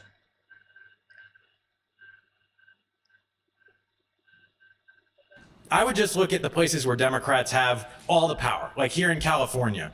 California, when you were growing up, I was growing up, I'm actually an 80-year-old man, that's why I got my Mr. Rogers sweater. It was smog here in LA. Like you couldn't see 50 feet in front of your house. We created not just the most powerful environmental regulator in this country, CARB is the most powerful environmental regulator in the world. And that was Democrats that did that. So this idea that when Democrats have power, they don't actually know what to do with it is bogus. We've seen it here in California. We've seen it in New York with free college. We've seen it in many states. So I just don't agree that we don't actually want to do anything. Okay, so you mentioned about a dozen things there. Let me take 2 of them as an example. So the CHIPS Act that you mentioned, right? The Democrats told us when we were covering it live on the Young Turks, oh, this is such a monumental bill. It's so important. And I was like, okay, nobody's going to vote based on that. So put that aside because that was definitely true, but okay, not pertinent to whether they were trying to do something that the Democratic voters wanted. So that they said that was for national security. Okay, there's some truth to that, right? And they said it was to, don't worry, this is to create more jobs. So now, what did they do? Very typical Democratic bill. They passed over $50 billion in corporate subsidies. The number one recipient was Intel, $8.5 billion in grants and $11 billion in loans. So about $20 billion overall. I said, for God's sake, at least put it in guardrails so they can't fire people. They said, oh, don't worry, Intel's going to create 10. So here we go. I always read out the fact checks. Intel announced it plans to lay off 25,000 employees worldwide by the end of this year. Delightful. The company received nearly $20 billion in funds and loans from the CHIPS Act. Intel, you suck. So there we go. I don't know how many of them are American-based or UK-based or European-based.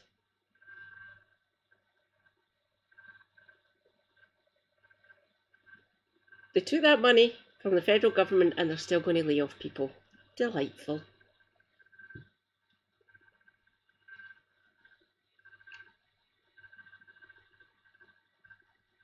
Thousand jobs. You know what they did? They didn't put in the guardrails. And right afterwards, Intel fired 20,000 people. That's just weird to mention guardrails against firing people when you rejected a union at your company and fired somebody for organizing. Yeah, that is absolutely not true. You could say that if you like. That is true. Look it up. There's a union now, but yeah, you could look it up it to a bunch of liars, but this is a random. Nick is correct. We have the receipts. Thank you. Check to do that. Cenk did do that. He did. Production and post-production crew at the Young Turks voted to unionise 5 years ago. According to a report in Politico, Cenk Uygur intensely pressured staffers not to unionise. So there we go, he's a union buster, you scum. If you needed another reason to hate Cenk Uygur.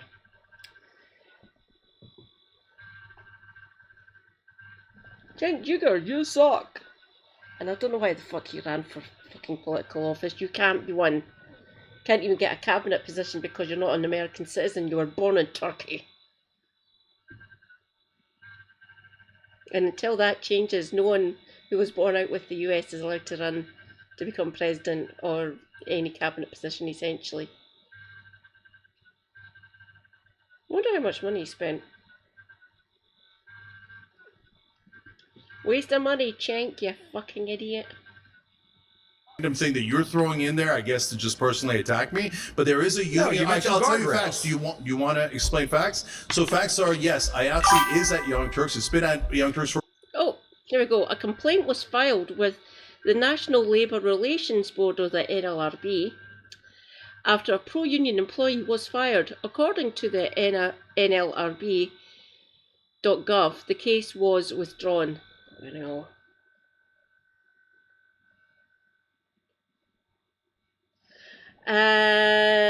Maybe one of the ones further down, because there is a pecking order. So all the ones in like the top 10, that usually doesn't go to a foreign person, someone born out with the States. So maybe one of the lower ones. I don't know what the order is. CGP Grey has it, and it details the whole line.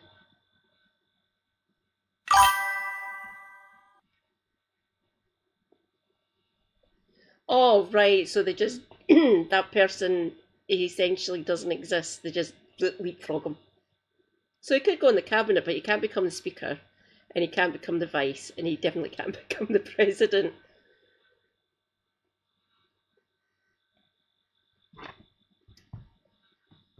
But yeah, so if he can become a cabinet member, I guess.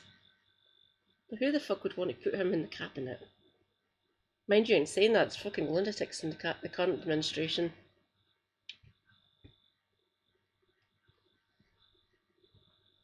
over 5 years. Did you or did you not Pre-voted. reject a card check? Yeah, I did. And so, in fact, card check, yes, that is the one thing I disagree with in the PRO Act. And yes, you are allowed to disagree with one part of the bill or 5% of a bill, right? And so, in our case, So what we can happened, you wanna compromise get and into have my nuance? personal dealings at Young Turks? Okay, fine, we can It's do not it. personal, it's a public But thing. No, okay, no problem. Okay, but let me address it. Now you got into a weirdo thing that not about policy, not about the Democrats, but about my company. Fine. So since you smeared me, let's explain. So that people come in and go, okay, surprise, we didn't ask you for anything, but we formed a union. I go, guys, great, prove it. They say, oh, we had a secret vote. And then people come up to me, other employees. That's what a card check hold on. is. Other employees come up to me and go, they're intimidating us.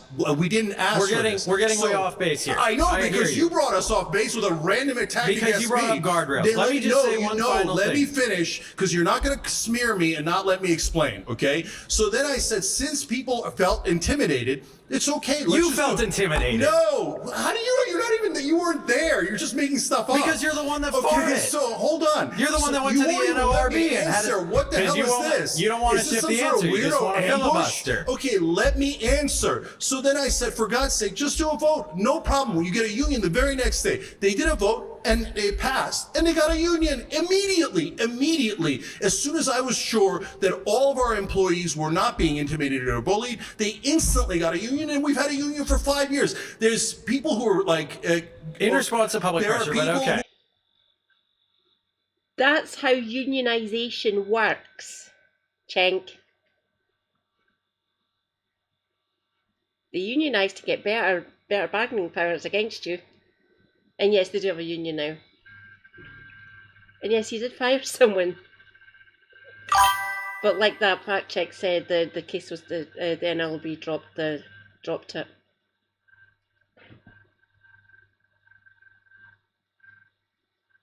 Yeah, yeah.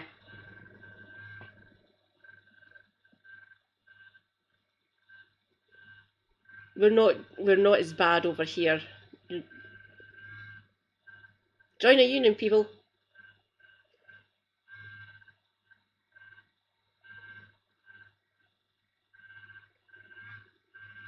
Yeah, thank fuck. But we're communist over here, apparently. Last time I checked, I don't think we are. I want us to be communist. I really do. Not that I'll see in my lifetime, unfortunately. Mind you, in saying that, I'm only 46, so there's time yet. Are making stuff up 24/7, and they keep telling people like you that we rejected a union when we didn't. We authorized it immediately as soon as we had a fair vote. Okay, now back to what you thought was, I thought we were arguing about. Good talking. I'm not really, but.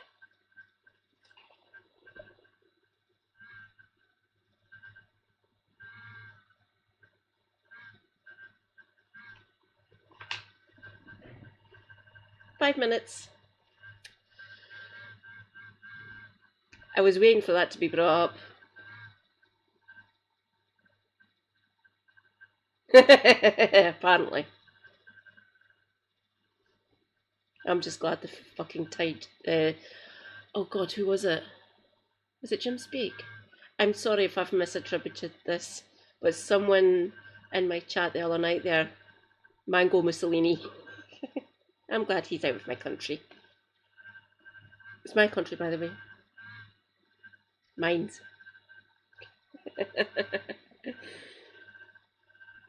Okay. Who's next?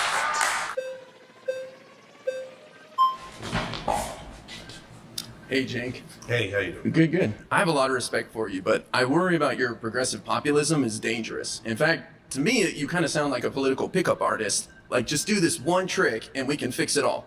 And to me, it's no different than what MAGA is doing with their faux populism, with the deep state, with undocumented immigrants. Someone to blame. You're just giving people corporate corrupt Democrats or corporate media as an excuse. And I think you're just taking advantage of disaffected people and not showing them we got to get more involved. We got to invest more. We got to try harder and get good people in there. Oh.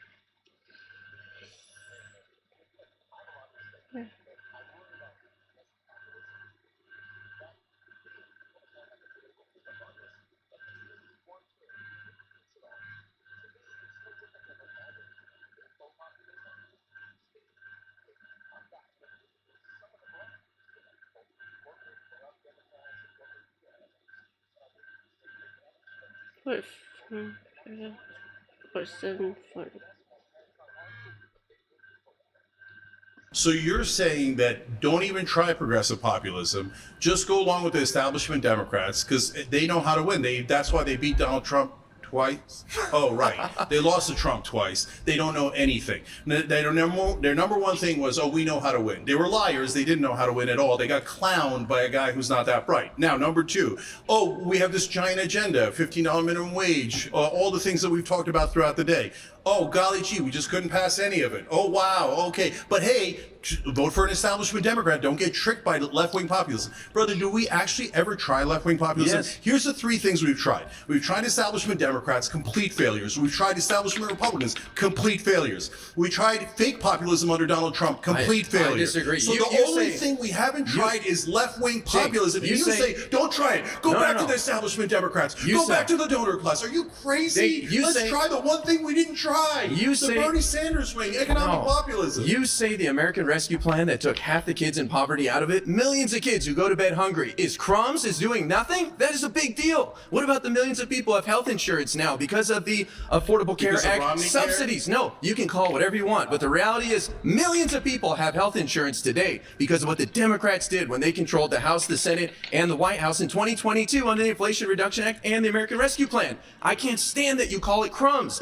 People don't want their whole lives given to them. They just want a little breathing room like our big President Biden used to say. So you say you're super happy with the 5 to 10% that the Democrats gave you. It's not but 5 brother, to 10%. There's two things here. Number one, I don't know what economic class you're in. But the average American is not happy with 5 to 10% change. They want giant change. They want the actual, by the way, the Democratic agenda is great. Our populist plank, the 6 most popular bills in the Democratic agenda, are super popular with independents and even with Republicans. But they never ever do the most popular bills because they're economic bills. And you say that's good enough. But then why not try the entire agenda? Why not go with an economic populist like Bernie Sanders or Ro Khanna that's going to give you the whole agenda and actually try? Why give up ahead of time? Those are great plans, and we should strive for them. But this is a giant country. We're the 3rd largest country in the world. We have a complicated democracy. We have to do things slowly. I know you don't like that. I know you want to get there, boom, boom, boom. But people do not want to abandon what they're used to. Hang on, what's that word he said? Democracy? Democracy. What's that? Can someone explain that one to me? I don't know what our democracy is.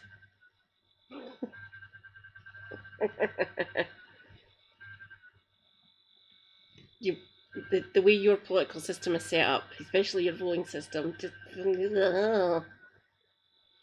being able to do actual proper change, you need to vote in better people. And you have to try and fucking crush the duopoly from people out with both the parties. Chances? Again, slim to nil. It's literally a corporate captured country at this point. And if it goes on any longer, I can actually see people starting to rebel on both sides of the spectrum.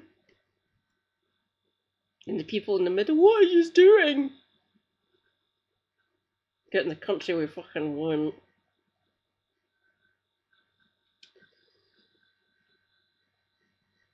It sounds great on paper. Would you like single-payer healthcare where you save trillions of dollars and you pay less? Of course, but then when you show people how we get there, they're scared, they're nervous, and they have a right-wing media machine on overload that is scaring the hell out of people. That's what we're up against. This is reality, man. Welcome to it. So Martin Luther King called this the tranquilizing drug of gradualism. So they tell you, don't worry, we'll do that tiny bit, and then when you elect us again, we'll do another tiny bit, and 200 years later, this will get done. Millions of kids let me not explain. going to bed hungry is let a me tiny explain. bit, James. Let me explain Really? in the context of healthcare. They say, we're for universal healthcare. You go, okay, great, let's do Medicare for all. Oh, no way, wait too long. Okay, no problem, no problem. Can we do public option? This debate goes all the way back to the Affordable Care Act. They go, oh, yeah, sure, we love the public option. Oh, golly, gee, we had to take the public option out. There was nothing we could do. Okay, Obama says he had to take it out because the drug companies were opposed to it. First of all, you're admitting that you're giving into the donor class. Then Joe Biden comes in and goes, how can we do public option instead of over 70%? We have 50-50 split Senate with guys like Joe Manchin and Kirsten Sinema.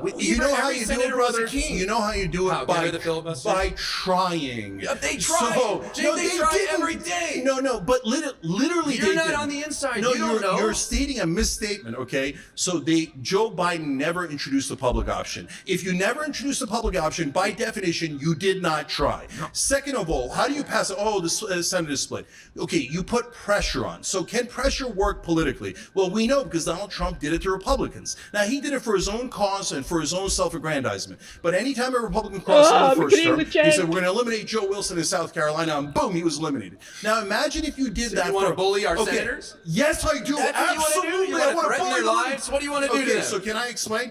They represent their people. No, Joe they Manchin don't. represents No, they his don't. people. They- They sent him there. How do you know that? You're not from West Virginia. Okay, hold on. They represent their donors. The so BS. Okay. It's an excuse. Oh yeah, It's I know. an excuse. The donors It's a are non-existent. boogeyman. It's a They're boogeyman. non-existent.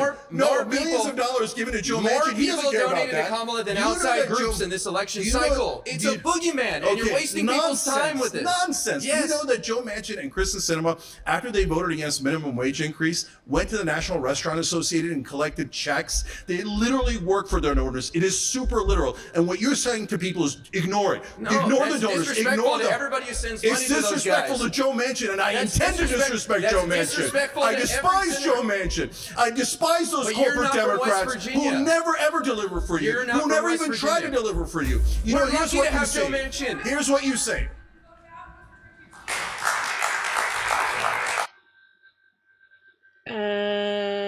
Yeah. Been 11 minutes and they're down to 3, so that would 14. Because it's 6 minutes.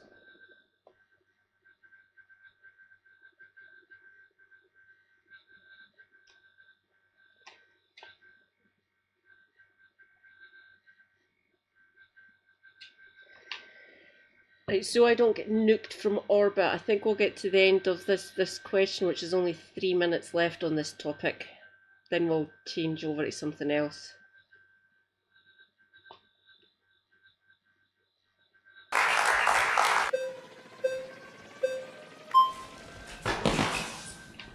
Let's see.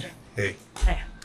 So your claim is that Democrats don't want to pass their agenda. You've talked about $15 an hour minimum wage. So how can you explain then that Joe Biden did in fact increase to $15 an hour for federal contractors with an increase again this year to $17.75?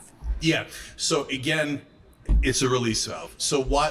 How is that a Hold release on. Yes, because it affects a tiny percentage It of affects Americans. 300,000 people. 300,000 out of 330 million people. So that's why if you actually did a federal minimum wage, moved it to $15, that would move $92 billion from corporations to the average American. Okay, so that's what we want. I assume you want it. I want it. All Democrats want it. It polls at around 67%.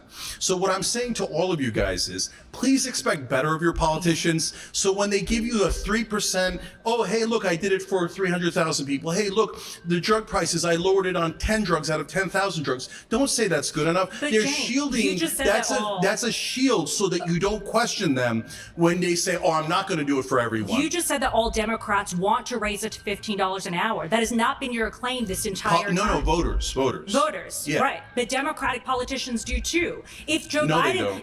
Biden didn't want to do it, why did he increase it? But For wait a minute. federal contractors, So then- he didn't have the votes to pass it. That's exactly what I'm telling you. So what he does is he does it for 5% of people with student debt relief. He did it for 10% of people. He didn't do it for 90%. So in the case why of the do federal anything minimum at wage, all? let me bring it back to you. Federal minimum wage. So he says, oh, progressives, don't worry. It's bare minimum. We're definitely going to do it. So they pass it in the House. They bring it to the Senate. Joe Biden does an interview during the Super Bowl right after he's elected, and he says, oh, we're taking $15 minimum wage out of the bill. So the Republicans. Biden said he didn't think his 15 minimum wage proposal would be approved in a COVID relief package. It was voted down. Republicans passed an amendment prohibiting the increase, stating it would be devastating for small businesses. I doubt that. And if they went into business and they can't pay their staff a decent wage, they shouldn't be in business.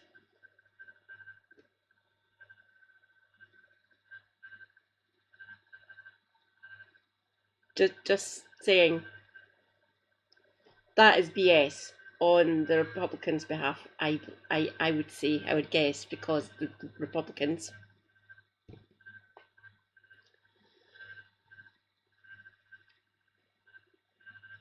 Republicans didn't take it out of the bill. Joe Biden took it out of the Trump bill. did. And then Trump when- did when- get rid of it on executive order. Okay, so now so- they don't have it at all. right. So you saying then that Trump, you're saying that Democrats and Republicans are both equal in terms of economics, right? How is Pretty that equal much. in terms of economics when Joe Biden raised it and then Trump took it away by executive order? So, but wait a minute. But you're saying that even though he took it out, and then when Bernie put it back in, 8 Democratic senators, including the 2 Delaware senators that are the closest allies of Biden, voted against federal minimum wage being increased to $15. So can you not see that they're literally voting against it? They're literally taking it out of the bill. They're literally tricking you. They don't actually want to pass it. They get your vote by saying, oh, I'm going to do it, I'm going to do it. And then the minute they get in office, they're like, I was just kidding, take it out of the What bill. evidence do you have that Joe Biden actually did want those senators to vote against it? What Well, evidence? do you Two have pieces of that? evidence. Number one, it passed in the House, and I even talked to Democratic congressmen. They assured me, don't worry, it's going to pass in the Senate. It goes to the Senate, and it's out of the bill. Schumer made that decision in conjunction with Joe Biden. So why did Schumer and Biden take it out of the bill? That's Okay. my evidence. So, Cenk, is your claim then that And then all... secondly, by the way, when they did vote on it, his 2 biggest allies, both the Delaware senators, voted against the $15 minimum wage. That's overwhelming evidence. Do you think that they didn't ask Joe Biden? No, they called Joe Biden, and Joe Biden said vote against it because he was lying. That's not, it's just not true. But also, That is literally true, and anybody can look it up. Are you claiming then that all Democrats that take corporate money are against the people? Is that your claim? Absolutely, Okay, yes. so then why did TYT take $20 million of corporate? End me. I'm agreeing with Cenk. I'm not a communist anymore. maybe these senators voted against it because the people who funded them to get those positions when they ran for Senate, whoever gave them money for their political campaigns, maybe their donors got to them and said, vote against this, or you'll lose your bribery money. So a lot of them would be whoever funds those two Delaware senators. I don't know who they are. Maybe they're corporate donors or whoever or whatever lobbying group got to them and say, you better fucking vote against this or we're not going to give you money anymore. That is eminently possible. Not that they called up Joe Biden and he told them, they might have called him and said vote it down. Always a possibility as well. Because like I say, I have no fucking faith in the Democrats. Not that it affects me, I'm Scottish. But again, I feel for my American comrades having to deal with this duopoly and all the corporate money sloshing around. Here we go again with personal Well, attacks. it's not Okay, it's no not problem. personal. No, No but it's problem. not No problem. I want to personal answer it. No Okay, problem. please Okay, answer it. yeah. So $20 million is an investment. Okay. It is not here, take the money and then you do what we tell you to do. Everyone has, if you're building a business, you have to take investment to get to the next level. Jake, I built hold a on, business. if I you know don't that. take the investment, you're going to be tiny. So what some leftists say is, no, don't ever build anything. Don't ever take an investment. Don't ever do anything and build a big business. So instead, let the right wing take not only investment money, but direct money like Dennis Prager did, $23 million, and take it from the fracking billionaires, all those guys, and serve those guys. Let the right wing grow and grow and grow. But as soon as there's a successful left wing channel, don't take an investment, don't take any money, just be super small so we can't compete with the right wing. Jay, How does that make sense? I'm pro you taking that investment. I've built a business. I understand that. I just think that it's ironic for you then to sit up here and say that everybody that takes corporate money is against the people because then you would be No, against that the doesn't people. make that's apples and oranges. Why is it apples and oranges? I can explain Okay, please perfectly. tell me. So when should corporations be allowed to exist? Absolutely. Okay. Should corporations be allowed to give money to our politicians so they control our government? Absolutely not. No way. So when a corporation does an investment, that's a perfectly logical and normal thing to do. When a corporation buys a No, it politician isn't. and those politicians then vote with them, that is a terrible thing to do. Didn't I'm you run actually for office? I'm a capitalist. I believe in capitalism, but I believe in democratic capitalism where democracy checks capitalism. Otherwise, it becomes corporatism and becomes a monster. But I don't want to defeat all the companies, and I certainly don't want to defeat left-wing media companies. That makes no sense at all. You see how it's apples and oranges? I don't- One is a company and the other one's a politician. Okay, Are you equating your company with left wing? You're literally funded by a Peter Thiel entity. That libertarian fucking lunatic. So no, you're not a left wing company. Trust me, Cenk. I know what a left wing company looks like. We've got a couple of them over here. They are funded by people like me. I give these people money. I don't give you money, obviously. You get your money from fucking corporate ghouls. And libertarian corporate ghouls. Obviously, so do the Democrats and fucking Republicans. We said. One is normal business, the other one is to influence Sure. our government. let's talk about.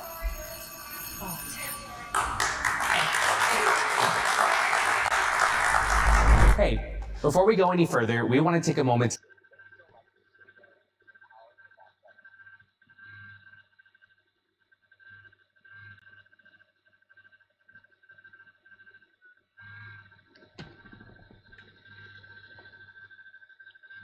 How long did I get in?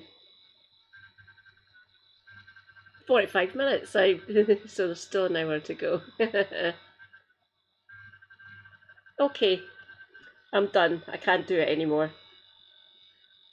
Because Cenk can fuck off. Okay, subscriptions. Where are you, my lovely demo? Demo! Look! Something to make us smile. Go. Right, so Keir Starmer may have won power, but he's made a bit of a dog's dinner of running the country ever since, hasn't he? And he's fast losing control. And nothing quite demonstrates that better than elected Labour officials quitting in disgust or despair and walking away, and in many instances taking their support elsewhere. It's bad enough when councillors walk full stop. It's even worse when they join another party. But to join a party that still doesn't even have a name and is led by the guy you thought you destroyed? Well, that's a whole new territory in Starmer's long list of failures, isn't it?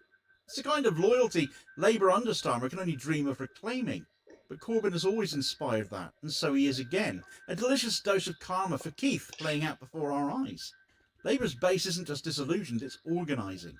And it's coalescing around the very figure Starmer tried to banish from political relevance, as well as to other progressive parties too, such as the Greens, currently going through elections to choose new leadership, a real opportunity to get behind Zach Polanski's campaign and put the Greens on course not just to serve themselves, but also complement the Corbyn party as well, an alliance between the two going forwards. This isn't a protest vote, therefore, it's a moral revolt, and I'm all here for it. And perhaps the birth of a party, even a progressive alliance going forwards, is ready to pick up what Labour has dropped, all of its principles, all of its purpose, and it's already picking up its people.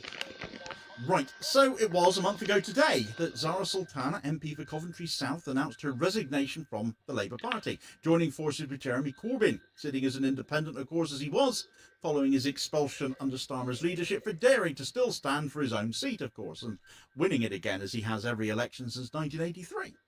But when Sultana quit Labour, she declared the launch of a new political movement, an initiative that... I am not allowed to bring that up. My youngest sister was born in 83. She's been reminded of... Don't get me wrong, she probably likes quite a lot of the policies that Corbyn and Sultana are proposing. Because quite a lot of my family are left-wingers. Not as far left as me, obviously.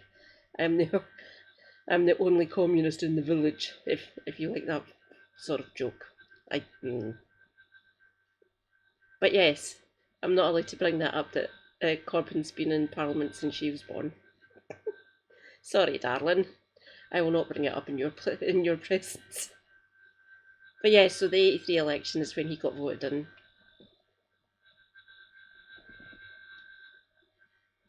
And it's difficult for it not to be, because my younger sister's birthday is rather early in the year. aims to provide a home for the millions who feel politically homeless. Her departure had been anticipated in political circles due to her previous critiques of Labour's direction. Many people were saying she didn't really want the whip back, did she? And so it turned out to be. But the timing and the level of coordination within Corbyn's return signalled some strategic intent as well. Over the course of the last month, even though the party remains without a name for... There we go, I can pause, honestly.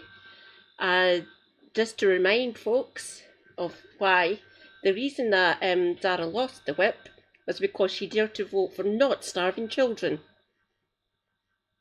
Not allowed in Starmer's Labour, apparently. Carry on starving children then, Keir. People just keep on defecting to Corbyn and Sultana's new party and the Greens. Because, unlike you, we actually don't want to starve children or freeze granny. Or back a genocide. Funny that we're standing to our principles and Mueller just said, there's the door, get out. And look at this, we all fucked off. And we are all still continuing to fuck off.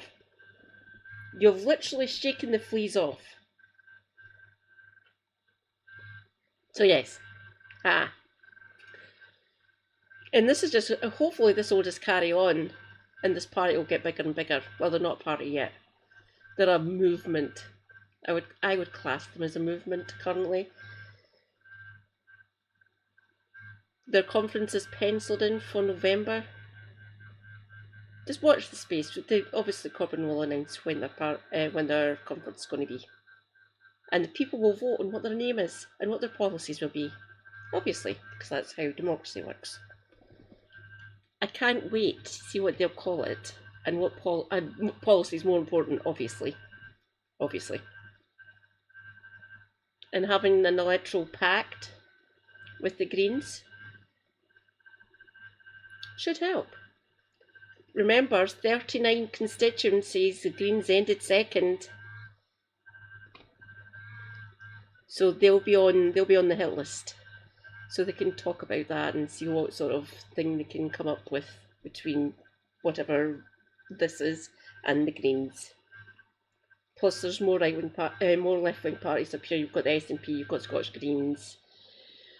Technically, you've still got the Scottish Socialist Party and Alba. Do we still have Alba? I have no idea. I don't know if it's managed to survive after their cult leader shuffled off this mortal coil.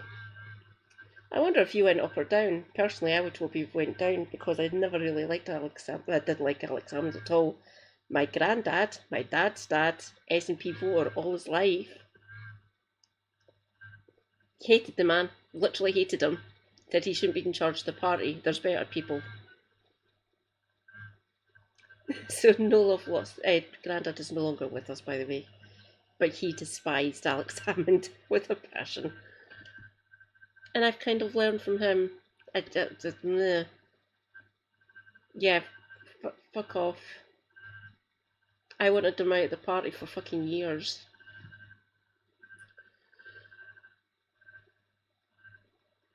At least another month to go until they hold their first conference in September. It would be an understatement to say momentum has gathered somewhat. 600,000 sign-ups, which, if translated into full memberships, would be absolutely seismic. But equally so are the fact councillors are already quitting Labour with the intent of switching to Corbyn, even though the party doesn't as such have a party structure. And those who have already departed Labour are announcing their intent to do the same thing as well. This brings us to Hastings as it happens. 6 councillors had quit Labour here in 2023, losing Labour control of the council to a Green Party-led administration and forming the Hastings Independent Group. Well, now they have publicly declared that they are going to join the Corbyn Sultana project. They'd already formed their own group, their own mini political party, if you will, so their decision to affiliate nationally when time comes that they can do so, rather than remain locally independent, marks what many view as the first block defection to this new movement. Adding to this, just 2 days ago, Grace Lewis, a 21-year-old councillor in Coventry, also resigned from Labour. She attributed her decision to the party's stance on Gaza as well as welfare policies. While her statement reflects personal conviction, others have suggested that such resignations may also indicate broader generational and ideological shifts amongst young Labour activists. Certainly, Corbyn enthused and inspired younger voters in a way that Keir Starmer never could, in a way never before seen, actually. They were viewed as largely non-voters and apolitical, but actually they are very political. They just need somebody they feel they can vote for. And revolting every generation as Starmer has, I would argue, as he's done instead since. The party doesn't have a full structure yet, it doesn't have a name yet, but the name Jeremy Corbyn and the name Zara Sultana is enough for many. Both are conviction politicians that people know they can back, and that what they say they stand for is what they will follow through with.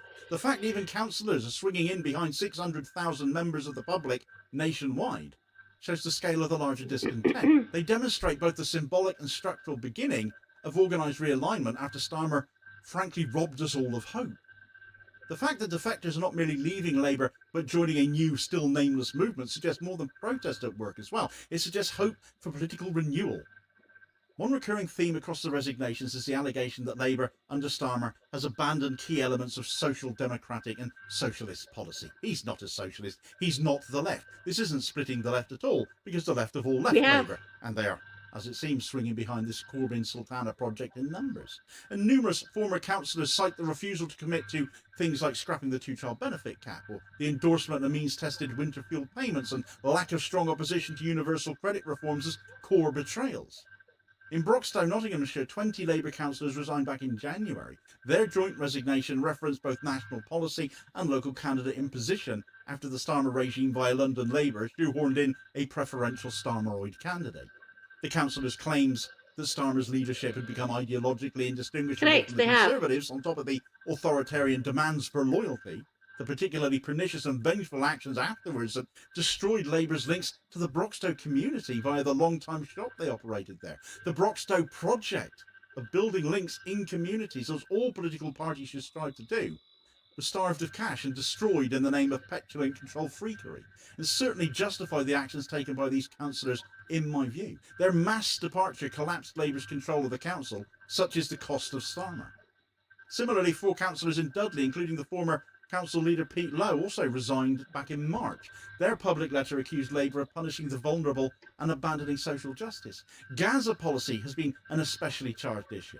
As much as Starmer has tried to row back on such things as far as Gaza is concerned, outside of ongoing arms sales, his words that Israel had the right to withhold power and water under international law are what many will never forget and are still ringing in people's ears even as he now talks about Palestinian recognition. Not that many of us believe he's actually going to go through with that.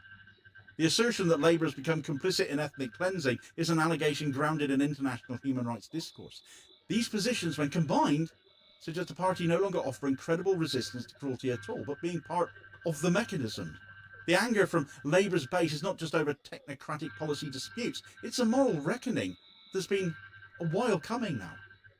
Another widely cited factor in resignations is the growing perception that Labour has become authoritarian in its internal governance. And certainly in Broxtowe we saw that. But it's happened more widely too. Ivis Williams' resignation from Greenwich Council came after what she described as disciplinary procedures for defending constituents just adds to the authoritarianism accusations levelled at the Starmer regime by their own elected officials, where loyalty to Starmer and his party trumps representation of constituents. The broader allegation that Labour now prioritises branding over justice and conformity over compassion is a political interpretation shared by many people on the left, who, after Starmer told them, if you don't like how I run things now, there's the door, went ahead and used it. Yes, we did. There can be no room for complaints In now great that such numbers people now, are taking their apparently. support and future votes elsewhere. Starmer's Labour has become less a party than a marketing operation, driven by polling metrics and donor appeasement and media spin, and people need more than that. But even elected officials cannot challenge that. They aren't allowed to. So we've just seen another 3 MPs get suspended from the party for daring to vote against the regime. In this environment, councillors report that genuine local leadership is discouraged, dissent is punished, and public accountability is sacrificed to electoral positioning. Not all disillusioned councillors have joined Corbyn's movement, of course. This is still a very new thing, isn't it? A number have joined the Green Party before now, citing much the same reasoning, though. In Lewisham, councillors Liam Trevestava and Hao Yu Tam defected earlier this year, as did councillors in Hammersmith and Fulham. One underreported dimension of this shift is the role of trade unions in all of this as well. Because while major unions such as Unite and the GMB and Unison remain formally affiliated to Labour, internal fractures are growing over that. Grassroots branches, particularly amongst younger workers, have criticised Labour's silence on Gaza, its welfare positions and its treatment of trans rights activists. The 2025 TUC Congress is expected to see motions demanding unions reconsider Labour affiliation if the party continues to move forward, move rightward even, and there are options for them to go now, perhaps. Please, disaffiliate. I beg of yous, please disaffiliate.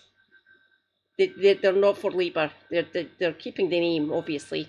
Someone mentioned that earlier, I can't remember who.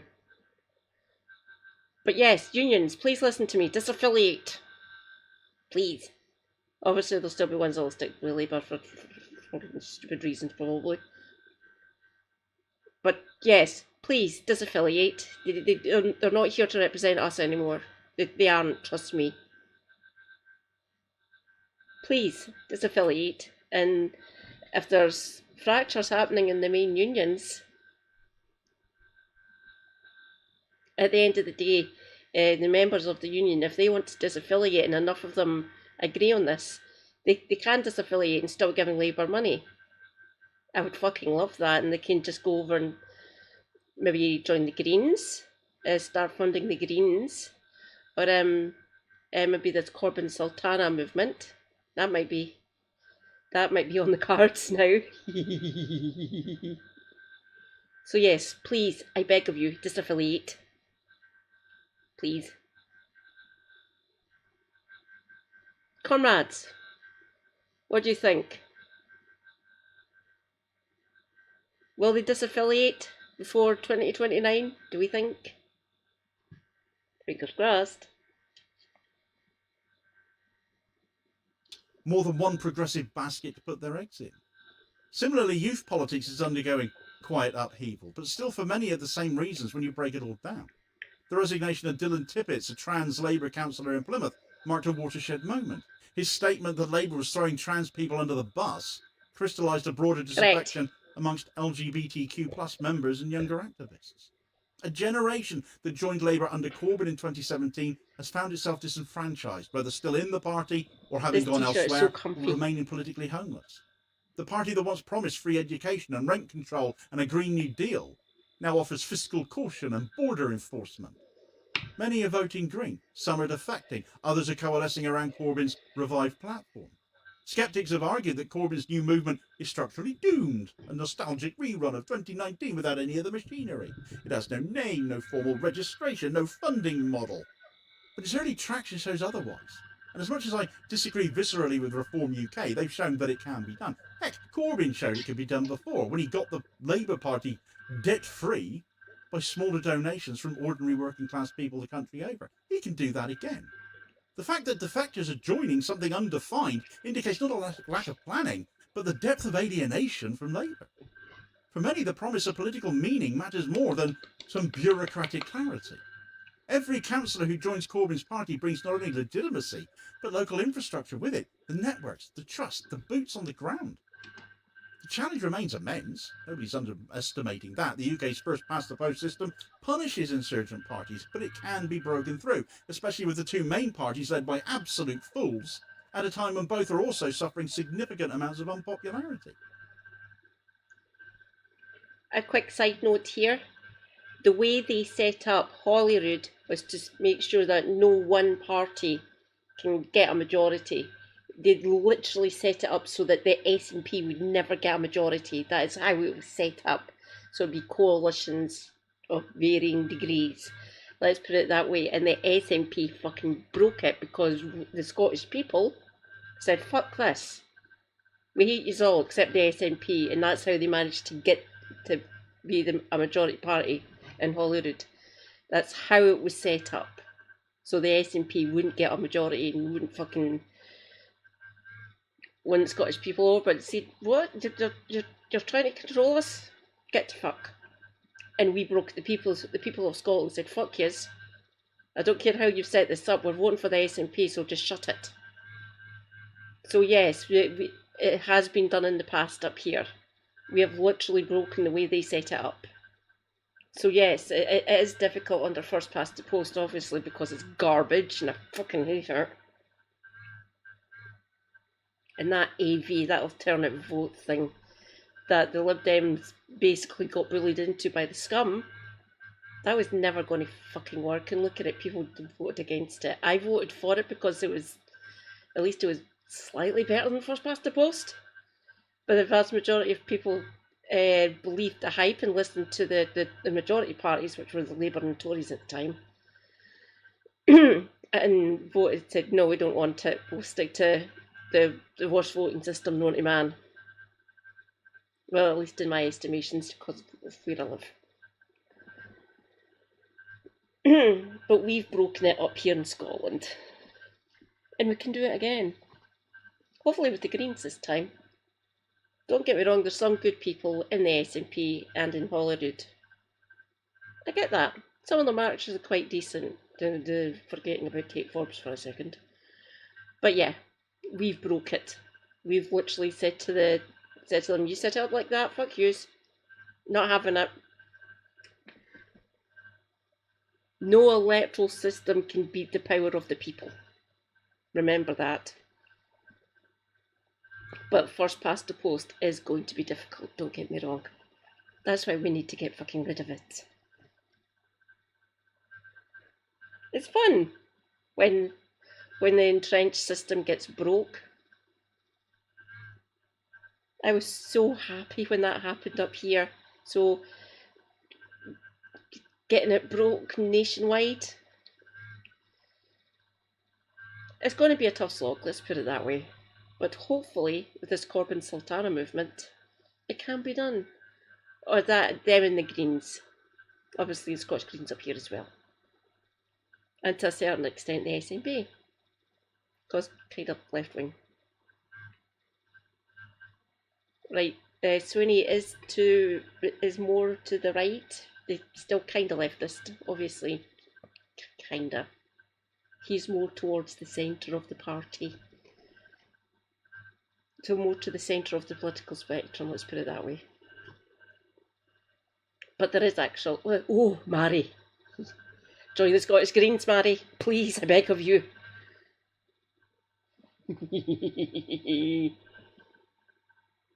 So canon has been done in the past, or at least up here. There is hope. The media, of course, remains hostile, and already someone within the Corbyn camp appears to be leaking information to the Murdoch press this morning. This cannot be allowed to happen again. Your party, whatever you want to call yourselves right now before you get a proper name, needs to get on top of that and fast. But what Corbyn has that others lack is authenticity, memory and loyalty from key parts of the left. If they get their act together fast, if they stand local candidates in next year's local elections, we could see something remarkable happen. Taking these resignations and defections together, a clear pattern emerges. From Coventry to Broxtowe to Greenwich to Hastings, Labour is losing not just individuals but entire local structures.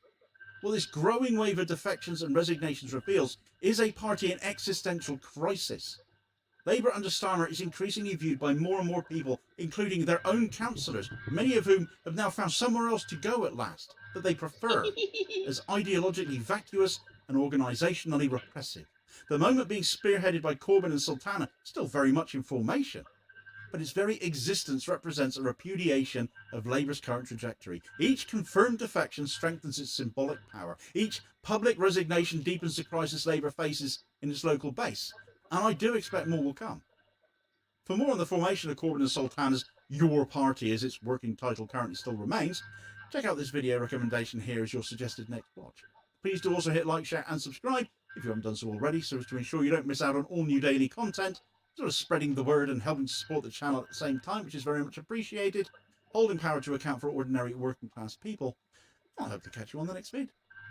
Cheers, folks.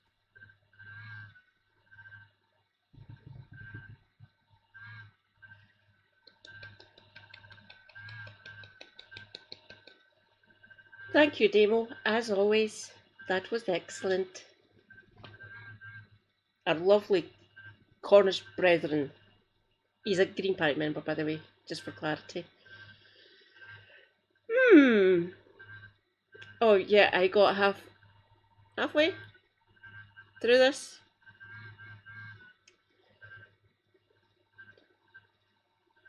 I'm up for what to do next. If anyone's got anything they'd like to see, any part of history or any part of the current political situation, I am open to suggestions. Just suggest don't post the links because I struggle to get them. If you are going to post links, put them on my Discord. It's easier for me to get them from there. If you're on my Discord, of course. Oh, I will do that. Give me a second, comrades. Discord.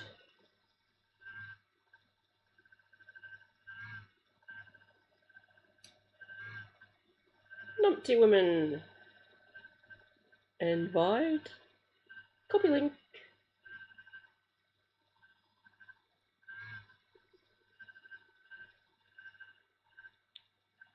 So as not to hear the reverb, I will go kind of silent for a minute.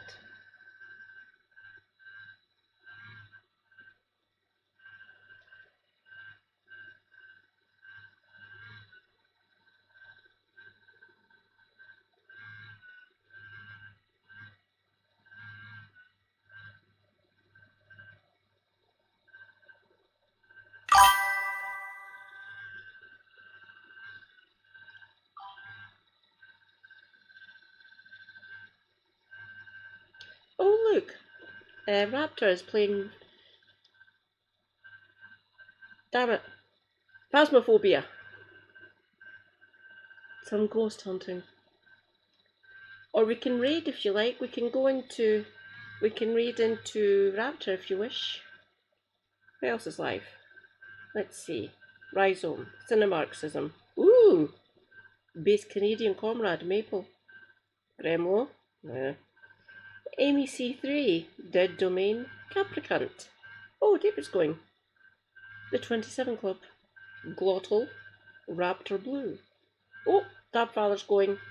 Oh, and he's talking to Chrysanthemum. Christina's going. Yala Yasmin. You just lurking there. Waterport. Some random geek. Aiko's going. Sarah. Story girl.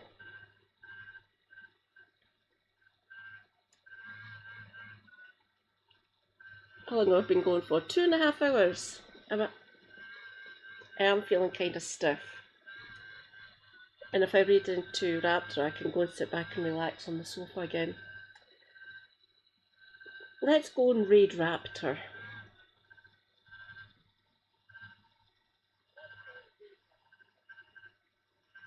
And see how the ghost hunting is going. Oh, frame drop. Twitch. Right. Maison. Stepfather. Amy. Dead Domain. Aiko. Cinemarxism. Maple. Grimlow. Waterporch. Some random geek. Ooh, Glottal. Capricorn. There he's there.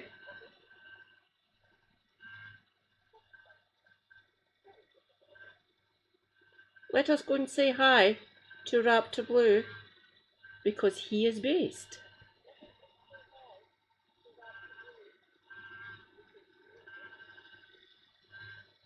Go back to my chat.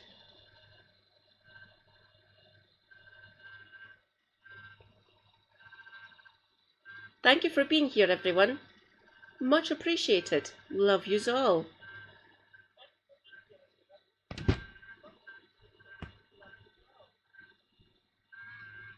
Stay hydrated. Self-care. Stay based. Every model has a button on the inside of the pants. Mother. Why? Well, wait. Raptors? No, Raptors doesn't. It's because I'm black. Your model does, however, have a nice bowl. Like a nice what?